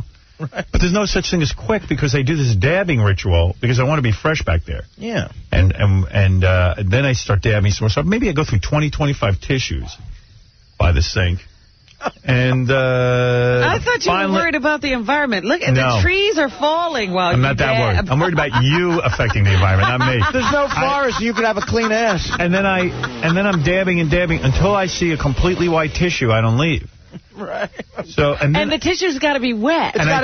Yeah, it's got to be wet. And I talk to the tissues. I go, when is it going to be white? When are you going to be white? Because I'm exhausted. I want to go. I want to leave, but I don't want to be itchy and smelly like that. Why aren't you white? Because if I leave any kind of a dot See, do you bring up to the shrink the fact that you talk to the tissues? Does this come up? No, I got other issues that are more important. He hasn't gotten to that yet. The tissue issue? I'm worried about the environment, but I'm more worried about the environment between my legs. That rainforest. I should use brown tissues and be done with it. There's some greenhouse gases going on there. I'm thinking about all the years, though, I didn't do that. I used to use 3 dry tissues, and that was it. I know. And I'd walk around itchy all day, poking myself all day. Now, when you say tissues, you're talking about a box of tissue? That's right. Oh, my. Yeah. Are you kidding? This ass is too good for toilet paper. I can remember being a kid, public schools in Jersey, the toilet paper they give you. I never went. Sandpaper. I never made a duty in. You know what? The only time I went to the bathroom for all my years of school, like that kind of bathroom, right? Kindergarten, and I went in my pants. Oh, really? Yeah. Better than just go in the toilet. I remember I went in the toilet and I looked at my underwear and I went. I mean, it was a full metal jacket. Stop it. And I was just like, nightmare. I picked out whatever I could, went home and buried my underpants in my mother's backyard. It was a mess. I stunk. Planted an ash tree. I did. There's a big underwear tree growing in Roosevelt. It's beautiful. It's green and lush, very strong. Yeah. It's tough, man. It's tough being human. Sometimes, and I talk to the tissues, I go, it's so hard being human. Right. The tissues never answer. It's disgusting. I'm sorry to tell you that. No, I like it. You know, but when listening to you, I say to myself, and people don't want to think they're animals. I'm an animal. We all are animals. We're doing the exact same thing that every other animal does. Sometimes when I read and stuff, I go, I'm not an animal. Look at me, I'm reading. I'm using my higher intelligence. You might as well put that book down. Yeah. Well, what am I reading? I'm reading Hampton's Magazine. Right. Put that down. I think I'd read something intelligent. I'm reading The Inquirer. You're reading something that Coyote could follow. You're reading cartoon books with a lot of pictures in them. Yeah. I was in Dallas this weekend, and Cliff Pallet showed up. Oh, you know, Artie wasn't kidding around. When he says Cliff Pallet hangs around, he hangs around. I've done the Dallas Cliff Pallet weekend myself. What do you mean? Like, what was your weekend, and where was Cliff Pallet? So Friday night, I was at this club called The Lodge, which is an adult entertainment club. But then afterwards, the station had an event. It was their 5th birthday, so they had that band Bowling for Soup. What station? Live 103. Live 105.3, I think it is. It's in Dallas. I can't. Our station in Dallas. Dallas. Our station in Dallas. Yeah. It's an all talk station. What do you mean all talk? It's all talk. It's and you don't have music, obviously. It's you in the morning. Pugs and Kelly at midday. Yeah. Really good. Russ Martin, who I had dinner at his house on Saturday night. Then I think after Russ Martin, did you meet Pugs and Kelly? Yeah, no, I know them. Did you ask them if like they're getting all kinds of... Infinity is laying out all kinds of money offers to anybody. To keep everybody else to keep in everyone. The stable? Yeah, because they're just desperately trying to figure out who the next Howard Stern is. So they're hiring like 10 million Howards. Not that Pugs. I don't know Pugs and Kelly, but... Well, you know, it's a funny conversation because I was talking to that guy... Tell Pugs and Kelly to hold out for more money. Right. Well, Russ Martin does the afternoon show. Yeah. And he does really, really well there. You know, he kills in afternoons. Right. And I was on his show on Friday promoting the event. We were talking about the fact that he doesn't want to do mornings. He's like, I don't need to do mornings. He goes, I'm making great money. Right. I'm killing in the afternoon. Why would I go back to mornings? Yeah. And he mentioned that they might have asked him to do mornings and for the same money that he's making in the afternoons. He's like, well, why would I do that? No, tell him to hold out. And then the program director came in and we were asking him about, you know, what's going to go on in the morning. Will Pugs and Kelly do morning? Oh, yeah, they would do mornings, I'm sure. Yeah, so? They would kill to do mornings. Let Pugs and Kelly do it. But give them the shot. The program director was acting like, he's like, well, there's a plan. You know, he sounds just like our general manager. There's a plan. No. So we were asking him, like, well, what's the plan? Well, I don't really know. And I was Nobody's divulging I said to the guy right up to our program director, I go, there's no plan, is there? And he goes, no, there's a plan. But I don't think there's a plan. So go back to your Cleft Palate. Oh, so now I'm at the station's birthday party, and there's like a VIP section, and Cliff is there. They love him. And he wears he has a Texas Rangers jersey that says Cliff Palate on the back, but on the side it says The Howard Stern Show. Oh, wow. Right? He made it up himself, though. Well, he told That's sad. He told me, I got this at it. He bought the shirt on eBay, and then he had the lettering done later. Oh. You know, to the way he liked it. What do you mean he bought what shirt? Like he bought a Texas Rangers jersey off of eBay. And then he put Cleft Palate on it? Right, and then he put Cliff Palate and Howard Stern Show on it later. He had a guy that does that embroidery for him. So he's got that thing going. But the funny thing is... He must get laid like crazy in that church. Yeah, everybody's forget he's beating them off with a stick. This is so funny. They flew him in for the Pam Anderson roast because she wanted to do him afterwards. Cliff has a home and an away jersey. So Friday night was the away jersey, and Saturday all day was the home jersey. He had the blue one on Friday night and the white one on Saturday day. So Friday night I hung around with him, had a couple of beers, and, it was fun. It was loud. You're telling me he showed up to so many of your appearances, he had costume changes? He did, yeah. He had changed his clothes? So my appearance on Saturday was a very long one. Yeah. It was from noon to 6. Go ahead. Okay, noon to 6, 1 to 6. When I got there at 1, he was there. And it was like a charity car wash. Yeah. So we were hanging around under this tent, and people were getting their car washed by strippers, and we just sat there. You could eat if you wanted to, or whatever. So, Cliff stays from 1 to 6? Oh yeah. Well, here. I got there at 1. Where's he going? Cliff was there. I don't know. You just think he'd go maybe I'm going to go home. I left at 6. I shook his hand goodbye. Wow. You know what? Now he's at home and he doesn't have anything to do. When these guys come to town, he has to take full advantage of being out. Do you pay attention to him? I did. Do other people pay attention? They do. Do you try to talk to him? You can't understand. No, I did. For some reason, even since Elephant Boy, I could understand guys like that. Yeah. He doesn't talk a lot. I have to say, he's not one of those guys. He's great. He's not one of those guys that annoys you by trying to let you... What does he do? He just sits there and then looks at you? Stands there. Like, when I was there, I had 2 stand-up shows at this theater on a Friday night, so he came to both of those. He was backstage. Dana came with me. Right. So Dana talked to him while I was on stage. Oh. And, Dana's a nice person. Yeah, I mean, there was nowhere to go, though, No wonder she doesn't want to travel with you often. Then the next day I had a DVD signing, so he came to that, and he sat next to me the whole time. And then I said, hey, Dana, get away from Artie. I want to that's you. Way too understandable. Well, then I took since Dana, she had never been to Dallas before, so I said, I'm going to stay an extra night, and I told the guy, the promoter of my stand-up gig, make reservations for the best restaurant in Dallas. I want to take my girlfriend there because she came with me and kept me company. While I'm having this discussion, Cliff is just sitting there, and it's almost like I'm feeling like, should I ask him to dinner or something? Oh, man. I mean, I didn't, thank God, but it was like, He can't eat anyway because he's got a big hole in his mouth. He gets the food down. He does? He's fine. You basically figure out how to get the food down your throat, yeah. We had free Is it unpleasant to look at? I saw him eating something for a minute. He was having like a taco or something, and it looked fine. Yeah, no. A taco ain't easy to maneuver. But he's not annoying. He's really nice, and he's harmless, and he just stands there. But when you're trying to make plans with your girl, and he's sitting there, and you're his whole social life, it's kind of hard to think of making the plan without him. Exactly. Oh, taco and up the hole. But it's funny because I have my pictures on the table, and I would like to say, Cliff, watch everything, and I would leave for a while. That's what he does. Yeah, I know. I brought him on stage, and I told him to say something, and every sound he made, they went nuts. They love him. They love him. Yeah. But I could tell, like, the woman at the place, the strip club, the lodge, she said that Cliff had been calling and emailing all week. And preparing for your appearance? Right. Wanting to get in, make sure that he had prime seating or whatever. Setting himself up. And the radio station, we like him because we just met him, but the radio station like, oh, there's Cliff again. He goes to every event. Yeah. They don't dislike him, but they just, You gotta prepare for him. Right. I guess, somebody was telling me, if you've been at one of those events and you've spoken to Cliff for an hour for the 100th time, it gets a little old. A little old.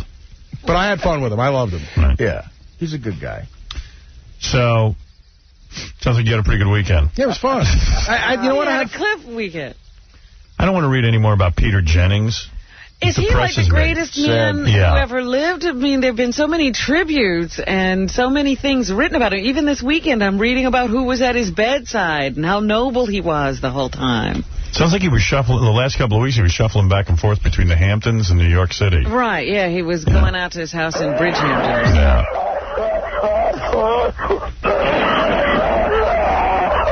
Yeah, there was a lot of Peter Jennings stuff. Then there was a whole special, a 2-hour Peter Jennings special, and I was going to watch it. Say goodbye. Sad, but it was too depressing. And I was listening, Larry King had Barbara Walters, Tom Brokaw, and Dan Rather all sitting around talking about Peter. I went to a party this weekend where Barbara Walters and Jack Nicholson were at, and I didn't even see him. You're kidding? No, I was outside. It was really dark. I didn't see anybody. I saw Richie Notar. Oh, like an outside party? Yeah, my friend had a party outside. And you couldn't see anybody? How many people, you think? He probably had 200 people, but maybe it was 50. Who knows? That was so dark. But Nicholson was there? Supposedly. That's what Richie said. I said, I didn't see the guy. Where was he hanging? He was just sitting there waiting for chicks, I guess. What else does Nicholson do? That's what he does. He waits for broads. That's right. Broads. Hey, broads.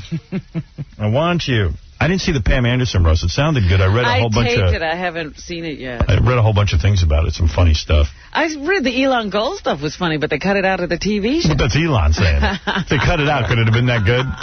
I mean, I heard Jimmy took a bunch of lumps. Really? Yeah. I watched the Jimmy Kimmel was the host. Yeah, I watched the first 20 minutes. Nick DiPaolo was hilarious. He's good. Jimmy, was good as the host, but he did take his lumps about his show. Everybody got on the show. What'd they say? I think that Lisa Lampanelli chick said that Jimmy's show is so bad that Tom Cruise is taking Paxil. Yeah, it was a bunch of stuff like that. That's funny. Does Jimmy get it, or? Oh, no, he's laughing. Yes. And then somebody, I think Jeffrey Ross got up and said, because Courtney Love was sitting right next to Pam, which everyone says is not a good idea when you look like Courtney Love. Yeah, she got real fat. Yeah, she got rehab fat. And they were saying stuff like, Jeffrey Ross got up and said, Kurt Cobain looks better than you. Well, it's not a good idea for Courtney Love. You're saying it's because she's fat. She's never been, able to stand next to Pam Anderson. Well, she can't sit on a stage. They had pictures of her in all the tabloids. I saw that. She can't sit on a stage without trying to suck up all the attention, so she was spreading her legs and flashing her boobs and The worst thing you could do to Courtney Love would be ignore her. That's the most horrible thing you could do to her. And she couldn't handle it. She wasn't being the center of attention. I'm sure when she walks down the street, she doesn't understand why the cars keep going. Well, you know what? She pulled a funny move when she was here, not the last time, but the time before. There was a whole thing about, Courtney has to leave out a different way because her fans